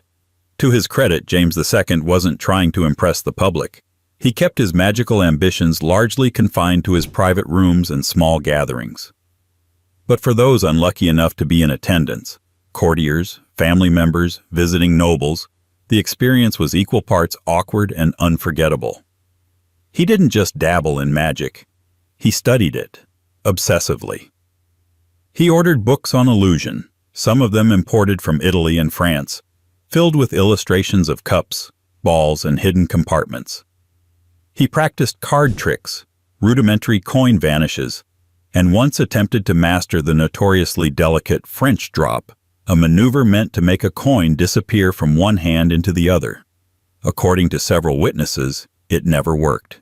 He simply dropped the coin, repeatedly, and then declared it a success. Even worse, he performed the same tricks over and over again, never improving. His favorite routine involved 3 cups and a single small ball. The idea was to make the ball vanish and reappear beneath the cups in surprising ways. James, however, lacked the coordination to pull it off. One courtier described the performances as a blur of clinking pewter and confused mumbling, followed by a dramatic flourish and an expectant stare, waiting for applause. Everyone clapped. They had to. When you're in a royal salon and the King of England says, "Behold," while revealing the same visible ball you just watched roll out from under the cup 5 seconds earlier, you smile. You marvel. You say, "Astounding, Your Majesty," and try not to make eye contact with the others doing the same. To make things even more painfully theatrical, James insisted on using a velvet cloak while performing, believing it gave him the proper aura of mystique. Unfortunately, he frequently tripped over it or tangled the hem in the table legs. He would attempt to make a candle levitate by hiding the base behind a curtain of fabric, only to knock it over entirely. A maid once had to catch a falling candlestick mid-performance. He declared it part of the act. Some wondered whether the magic obsession was a coping mechanism, a way for James to escape the pressures of politics and public scrutiny. Others simply saw it as vanity.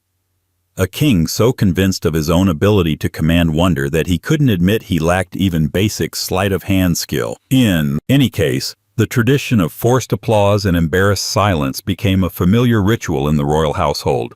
The king would perform. The courtiers would pretend to be amazed. Over and over. But at least James's misdirected ambitions stopped at card tables and collapsing props. His daughter-in-law, Queen Alexandra, would take a very different approach to presentation.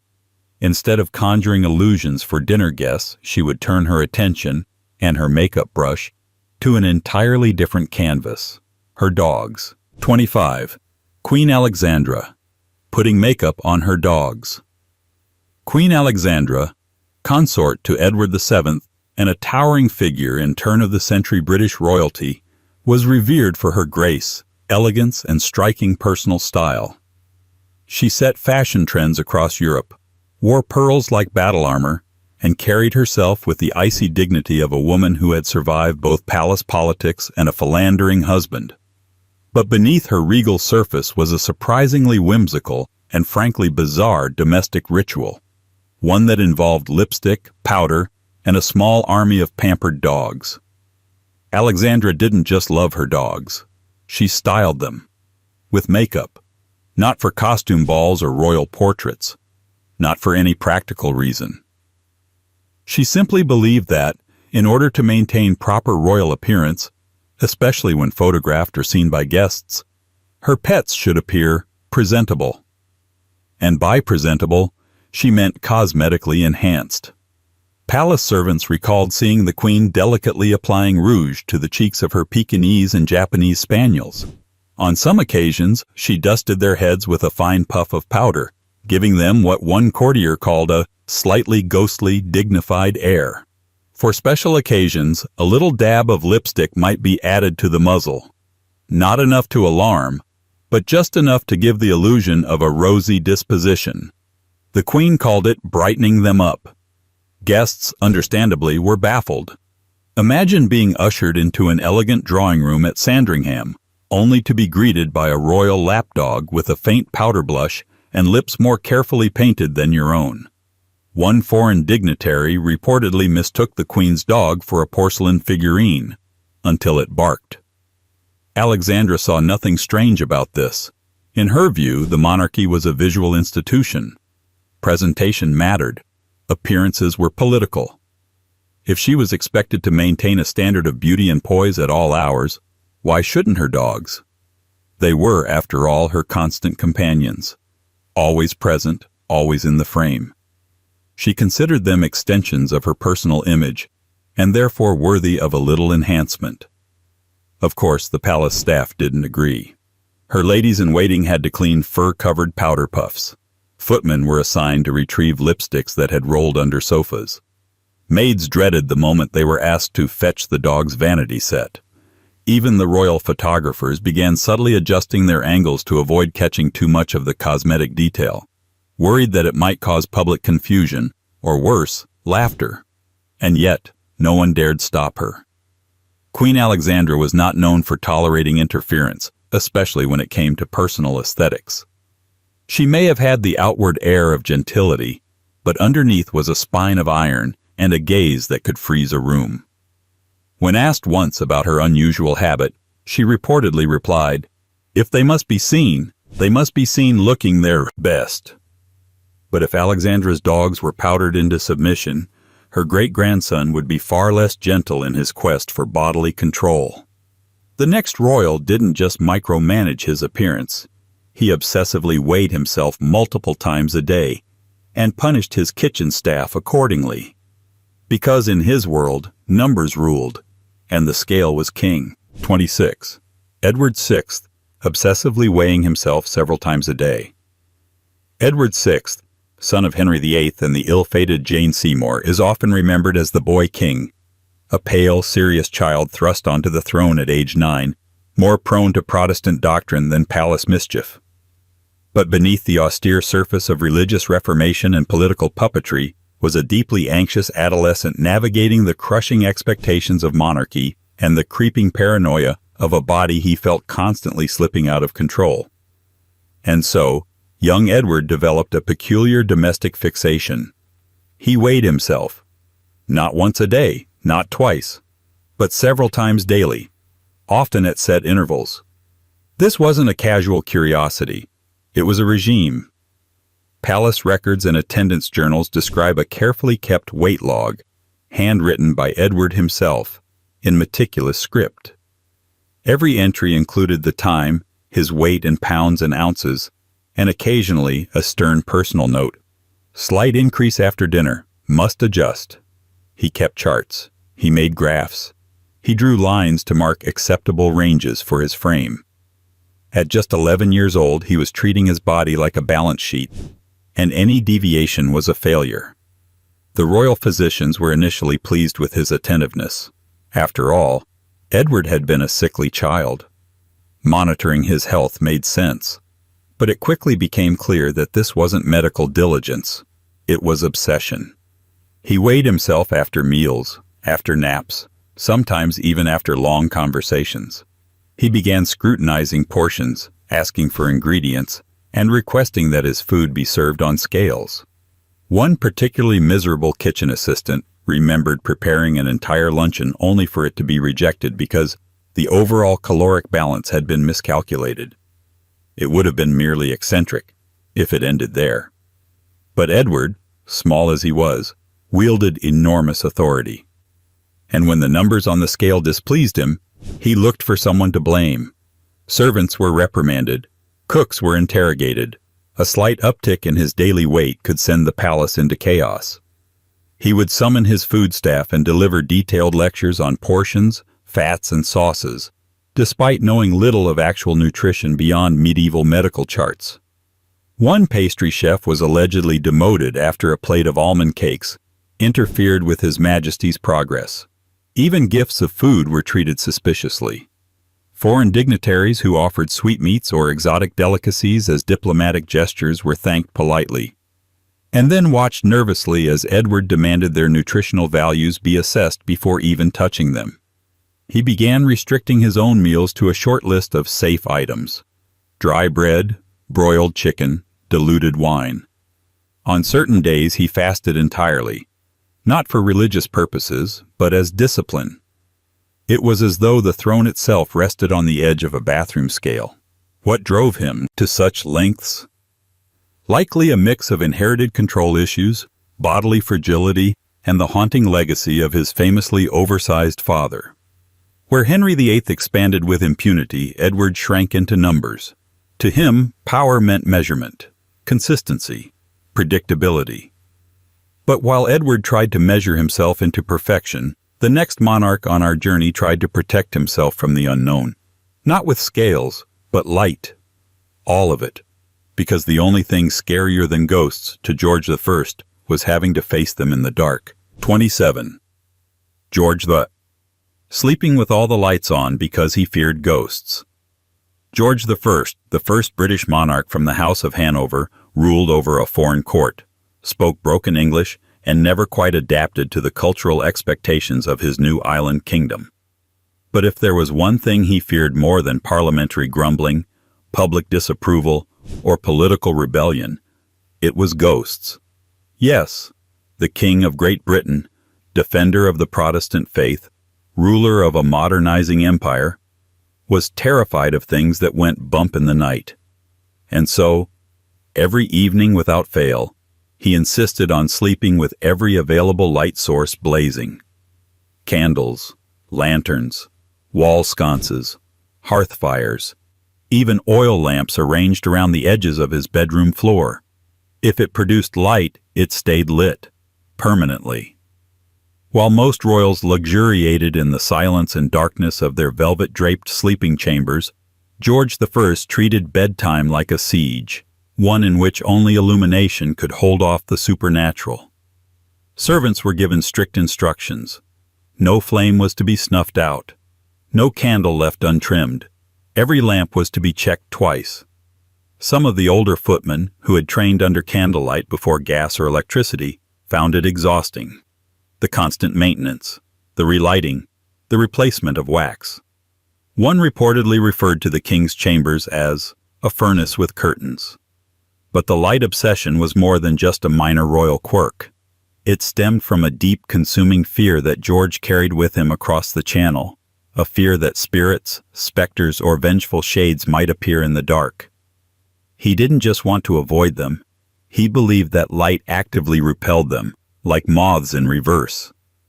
In the flicker of firelight, he saw safety. In shadow, only threat. There were rumors among the staff about what had started it. Some whispered of a haunted hunting lodge in Hanover. Others said it stemmed from guilt, from the way George had imprisoned his estranged wife, Sophia Dorothea, for decades after a scandalous affair. According to some accounts, after her death, he began reporting visions. Footsteps that echoed too long. A knock that came with no one at the door. He never spoke of it publicly, but the lighting ritual began soon after. The result was a palace that never truly slept. Light bled under doorways and into corridors, and night staff learned to tiptoe around flickering chambers like actors in a haunted play. Even the palace guards, patrolling in the small hours, found themselves squinting through layers of warm light pouring from the king's windows. Did it help? Not really. George still awoke often in the night, disturbed, pacing, mumbling. Sometimes he demanded more candles, even if dozens already blazed. His fear didn't retreat. It simply hid behind wattage. And yet, as irrational as it seemed, it worked for him. Light was control. Light meant no surprises. Light meant not having to face what waited in the dark. But if George Wise surrounded himself with illumination to keep the nightmares out, one of his royal descendants invented a new kind of darkness. Not through ghosts, but through the quiet domestic horror of hiding food under palace carpets. Not to save it, not to store it, but simply to avoid eating it. 28. Princess Charlotte, daughter of George III. Hiding food under carpets to avoid eating it. Princess Charlotte of Wales, only child of the future George IV and heir to the British throne, was once hailed as the great hope of a monarchy starved for stability. Born into chaos, adored by the public, and groomed for greatness, she seemed destined to revive the image of British royalty. But behind the smiling portraits and the public charm was a young woman engaged in a bizarre, deeply private form of resistance. She routinely hid food under the palace carpets. Not because she lacked appetite, not because the food was inedible, but because eating, like nearly everything else in Charlotte's life, had become a performance she couldn't escape. It started, according to household records and whispered accounts from kitchen staff, during particularly tense family dinners. The food at court was heavy: rich meats, buttered pastries, clotted creams, sauces thick enough to build with. Meals were long, ceremonial, and closely observed. Charlotte, expected to sit perfectly still and consume whatever was placed before her with grace, found the whole ordeal oppressive. So she developed a method. Quietly, discreetly, she would move food around her plate, feign interest, offer distracted conversation, and then, when no one was watching, slide bits of meat, bread, or pudding beneath the edge of the tablecloth or the thick palace carpets. At first it went unnoticed, but after several meals, a maid reported a strange smell in the dining room. Upon investigation, staff discovered rotting food tucked under the woven edges of the carpet, mashed into the fibers beneath ornate legs of dining chairs, or curled against the baseboards like unwanted gifts. There were sausages, half-chewed scones, and once, an entire slice of untouched venison pie wrapped in a napkin like a hostage. The staff were horrified. The princess, when confronted, was nonchalant. She simply didn't want to eat what was served, and rather than cause a scene, which would have been far worse, she found a quiet way out. But this wasn't just about taste. Charlotte's relationship with food was knotted up with control, image, and silent protest. As a royal woman, her body was public property. Her movements were scrutinized. Her weight, her posture, her diet, all topics of discussion not only among family, but among political advisors, foreign envoys, and a ravenous press. By hiding food, she wasn't being childish. She was creating space for herself, a tiny, rotting act of rebellion. The palace tried to adapt. Meals were shortened, options expanded. Staff were warned to mind the floor during cleanup. But Charlotte's behavior persisted. It became something of a nervous tic, a sign that the pressures of royal life were cracking the polished surface. Tragically, her life would be cut short in her early 20s, but not before she had given Britain a glimpse of what a more modern monarch might look like, flawed, feeling, defiant, and quietly subversive, even with a dinner roll. But while Charlotte pushed her food underfoot, a different royal ancestor took grooming into his own hands, quite literally. He didn't trust barbers, nor courtiers, nor the tradition of royal presentation. He believed only one man should be allowed near his hair, himself. The result? Uneven, jagged trims that made even his crown look embarrassed. 29. Henry VII. Refusing to let anyone cut his hair except himself. Henry VII was a king forged in paranoia. He clawed his way to the throne at the end of the Wars of the Roses, a conflict so bloody and unstable that every relative, courtier, and child with a last name ending in of York posed a potential threat. He spent his reign consolidating power, hoarding wealth, and scrutinizing every shadow for signs of treason. But while history remembers him as a cautious and calculating monarch, one of his most peculiar obsessions took shape not in council chambers or battlefields, but in front of a small, polished mirror. He refused to let anyone cut his hair. Not a royal barber, not a trusted valet, not even a physician. Only Henry, blade in hand, was allowed near his own scalp. On paper, this might seem like a quaint personal quirk, a ruler with a preference for privacy, but within the palace it was regarded with equal parts dread and disbelief. Not because it was dangerous, though it certainly was, but because it never looked good. Ever. His personal grooming sessions were reportedly long, erratic, and alarmingly imprecise. Using a mirror propped awkwardly on a table, and later one installed on a specially commissioned swivel stand, the king would squat or lean into frame, snip with trembling focus, then examine the results with the self-satisfaction of a man who believed symmetry was optional. The results were described as lopsided, blunt, and alarmingly creative. Courtiers often found themselves in the awkward position of complimenting the royal haircut, while avoiding direct eye contact with whatever had happened behind his ears. One foreign ambassador referred to the king's strategic fringe, which biographers now believe was a diplomatic way of describing a brutally uneven bang. The reasons for this solo barbery remain debated. Some suggest he feared assassination by blade, a not unreasonable concern given the time period. Others believe it was a matter of control. A man who could not trust others with his borders, his finances, or his family was unlikely to trust them with his hairline. To Henry, every hand was a threat, every approach a potential betrayal. Best to do it himself, even if the result looked like a lawnmower had hiccuped. Servants were ordered not to assist during these sessions, but they were required to prepare the tools. Small silver scissors, a basin of warm water, a brush, and the king's favored lavender-scented cloth. Once everything was arranged, they were dismissed, and forbidden to knock until he rang. The aftermath was always the same. Clumps of hair on the floor, a slightly embarrassed silence at court, and a royal crown that looked perpetually too polished for the head beneath it. Yet somehow, the ritual endured. It became a part of palace lore. The king who ruled by statute and scissors. And if the monarchy has seen more competent barbers since, it has rarely seen anyone quite so determined to style themselves into solitude. Still, while Henry VII's self-inflicted haircuts were awkwardly visible, one royal descendant's obsessions were even more theatrical.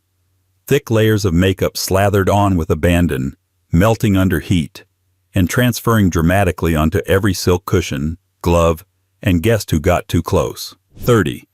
Prince Regent, George IV. Applying makeup. Thicker than most actresses. Before he officially became King George IV, he spent decades ruling in his father's stead as the Prince Regent, a title that came with ceremonial weight, political responsibility, and, in his case, a truly spectacular addiction to cosmetics. Prince George didn't just use makeup. He wore it like armor. No light dusting, no gentle touch-ups. He caked it on.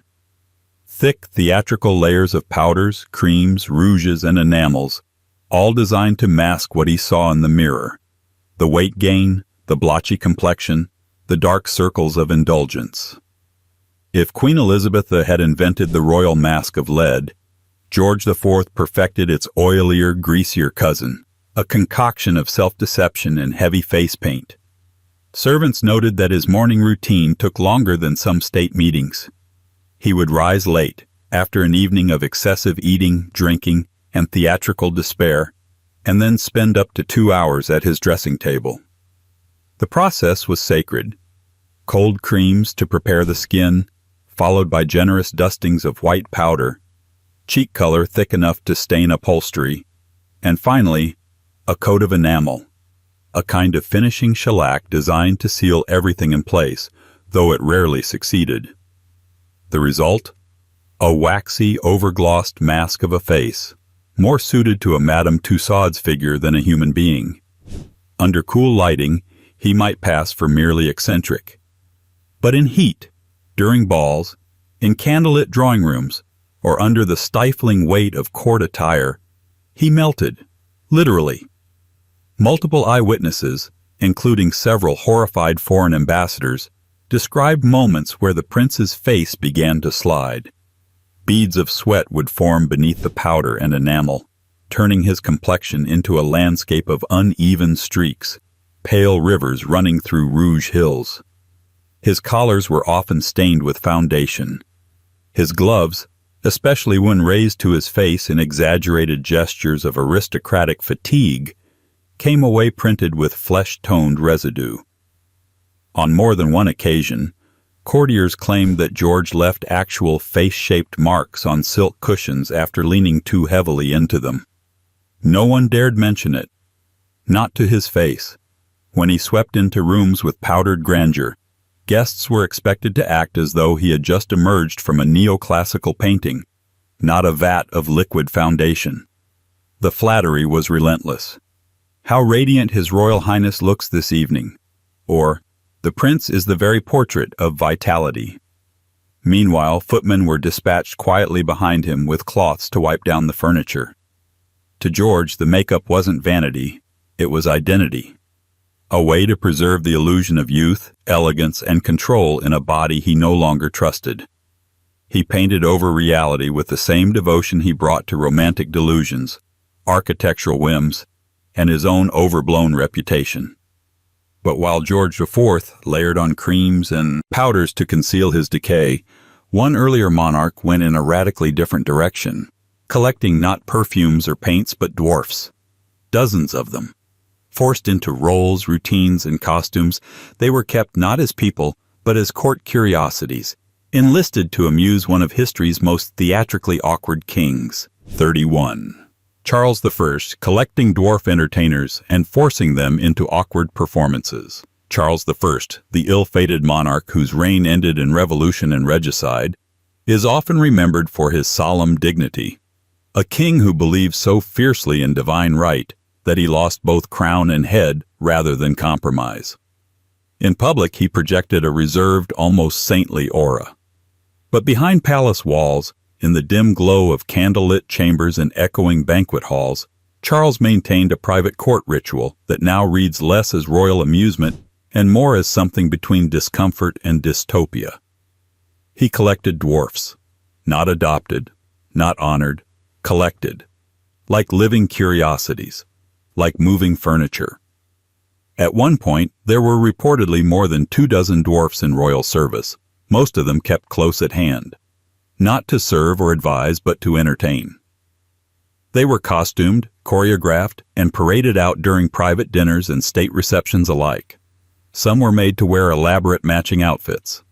Others were paired in grotesque size contrast displays beside unusually tall guards, as if their very proportions were a performance. Charles didn't invent this practice. Royal courts across Europe kept court dwarfs as part of their twisted fascination with human oddity. But Charles took it to theatrical extremes. He treated their presence not as luxury, but as necessity. A banquet was not complete without the little ones, as he reportedly called them, climbing on chairs, reenacting scenes, or reciting verses to stiff, diplomatically cornered guests. One favorite game? Staged battles. Dwarfs were dressed in miniature suits of armor, some custom-made in the royal armory, and instructed to perform mock sword fights during dinner. These were not playful exhibitions arranged for mutual amusement. They were command performances, directed by the king's attendants and often received with stiff laughter from guests too polite, or too trapped, to express their unease. Another popular routine involved dwarfs sneaking under the long banquet tables and emerging mid-meal to perform surprise verses at the feet of startled noblewomen. It was all choreographed, of course, and thoroughly humiliating, for the performers at least. Charles reportedly found it all hilarious. There was one particular dwarf in Charles's retinue, Geoffrey Hudson, who earned special favor at court, not for his comfort, but for the novelty of his size and wit. When Hudson was gifted to the Queen in a pie, yes, in a pie, albeit a staged one, Charles was delighted. He elevated Hudson to captain of the horse, more as a joke than an honor, and enjoyed watching him spar with other courtiers. Hudson was witty, brave, and deeply aware of his position, and eventually escaped court life altogether, preferring exile and relative obscurity over being a permanent punchline. Historians now look back on Charles's dwarf collecting not as eccentricity, but as a glimpse into a darker logic of monarchy, where amusement meant dominance and difference was just another excuse for control. To the king, it was entertainment. To the performers, it was often daily ritualized humiliation. Still, for all the unsettling spectacle of Charles's dinner theater, one modern royal would take a more self-focused approach to indulgence, starting her mornings not with entertainment, but with alcohol. A breakfast laced with gin and Dubonnet, cheerfully sipped behind the carefully maintained illusion of grandmotherly charm. 32. Queen Elizabeth, the Queen Mother. Drinking gin and Dubonnet from breakfast onward. Queen Elizabeth, the Queen Mother, wife of George VI and mother to Queen Elizabeth II, is often remembered as the gentle, smiling matriarch of Britain's royal family. She was the picture of dignity, resilience, and wartime resolve.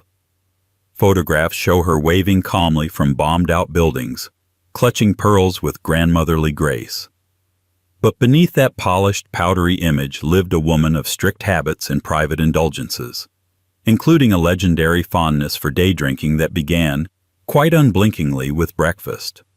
Her preferred concoction was gin and Dubonnet, a crimson-hued French aperitif with a bitter herbal taste and a deceptively elegant air. 1 part gin, 2 parts Dubonnet, over ice with a twist of lemon, the royal cocktail of choice. For most people, this might be a dinner party indulgence or a slow-moving Sunday drink. For the Queen Mother, it was her morning ritual. Staff at Clarence House, her longtime residence, confirmed that the first glass was usually served before noon, often with a light meal or even just a biscuit, not because of any celebratory occasion, but because it was Tuesday, or Wednesday, or simply because the Queen Mother preferred not to be dry. The drink would often be followed by wine at lunch, a fortified sherry in the afternoon, champagne before dinner, and a nightcap of more gin. A schedule so consistent that palace staff developed a kind of liquid itinerary just to accommodate her preferences. And yet, Despite this liquid loop, the Queen Mother remained socially sharp well into her 90s. She wasn't a sloppy drinker, nor even a visibly impaired one. Her tolerance was legendary. But her reliance on the drink was so consistent that staff learned to structure her daily events around her alcohol intake. On some days when her schedule required public appearances, aides would create fake itineraries, shifting lunch meetings, shortening interviews, even arranging makeup appointments that doubled as cover for a quiet refresher. By the 1970s, her household had perfected what one former employee called the elegant fiction of royal energy. Behind the scenes, others quietly took over more demanding responsibilities. Her public role was preserved, dignified, punctual, radiant, while the machinery behind it hummed along, champagne-scented and carefully stage-managed. Visitors to Clarence's house often noted the omnipresence of crystal glasses, not in party settings but on desks, windowsills, and even bathroom vanities. A guest might be offered a drink before they had time to remove their coat, and if they declined, the Queen Mother would raise an eyebrow, smile sweetly, and say something along the lines of, "Well, I suppose that leaves more for me." There was no shame in it, no secrecy, only tradition. She considered drinking a social lubricant, a mood lifter, and, in her words, a civilized habit. Others might call it something else, but in the cloistered world of the royals, civility was often just a polished word for behavior no one dared correct. But where the Queen Mother found quiet joy in her Dubonnet-drenched mornings, one future royal sought joy in motion, trading royal protocol for roller skates, and late-night parties for solo laps through Buckingham Palace while blasting 80s pop through her headphones. 33. Princess Diana roller skating. Through Buckingham Palace, hallways at night. In public, Princess Diana was the people's princess, the compassionate royal who shook hands with AIDS patients, walked through landmine zones, and redefined what it meant to wear a tiara without losing your humanity.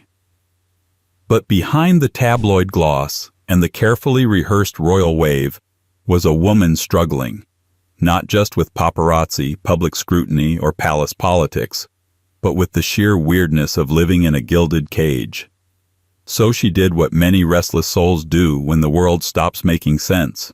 She roller skated through Buckingham Palace, at night, alone. It wasn't a prank or a publicity stunt. It was just Diana being Diana, quietly rebellious, emotionally raw, and unwilling to let even a centuries-old institution stop her from enjoying a strange little pocket of joy. Dressed in casual clothes and her signature feathered haircut, she would strap on a pair of roller skates, slip a Walkman over her ears, and glide through the echoing marble corridors of the most famous royal residence in the world. The music? 1980s pop, mostly. Duran Duran, Wham, Elton John. Anything upbeat, anything distracting. The sound of synth and bass would trail faintly behind her as she coasted through the empty palace, past ancestral portraits that glared down disapprovingly from gold frames, past Queen Victoria's grand staircase, past the ghost of tradition itself. She skated to escape, not from the palace walls, which were real enough, but from the invisible ones, the expectations, the surveillance, the icy silence of royal protocol. Inside Buckingham Palace, every word spoken during the day had weight. Every facial expression was watched. Every decision, every dinner table glance, every tabloid whisper could ricochet into scandal. Skating for Diana was weightless. For a few minutes, she didn't have to be the Princess of Wales. She could just be a woman with a Walkman and a smooth floor. Palace staff, of course, were baffled. Some pretended not to see. Others tried to gently advise her against it, not out of malice, but out of that uniquely British fear of someone doing something unseemly in a listed building. But Diana didn't care. Or rather, she cared too much about the things that mattered and not at all about the things that didn't. Years later, staff would recall hearing her wheels clicking softly against the flagstones. One former guard described watching her fly past in the moonlit corridor, arms outstretched, hair loose, and laughing. Not like a royal, but like a girl in a music video. It was surreal, he said, almost sad, like watching someone dance alone at the edge of a stage she didn't want to be on. Diana's late-night skating sessions didn't last forever. Eventually, the pressures mounted, the cameras closed in, and the palace grew too tight to move in. But for a while, she carved small circles of freedom on floors meant for footsteps, not wheels. And that, perhaps, is the final irony in this long, strange parade of royal absurdities. From sweat-drenched flannel kings to chocolate-addled queens, bird-counting monarchs to powdered poodles. Behind the protocol, the portraits, the crowns and curtsies, the British royals have always been just what we are. Strange, nervous animals doing their best to survive history, one dumb, private decision at a time.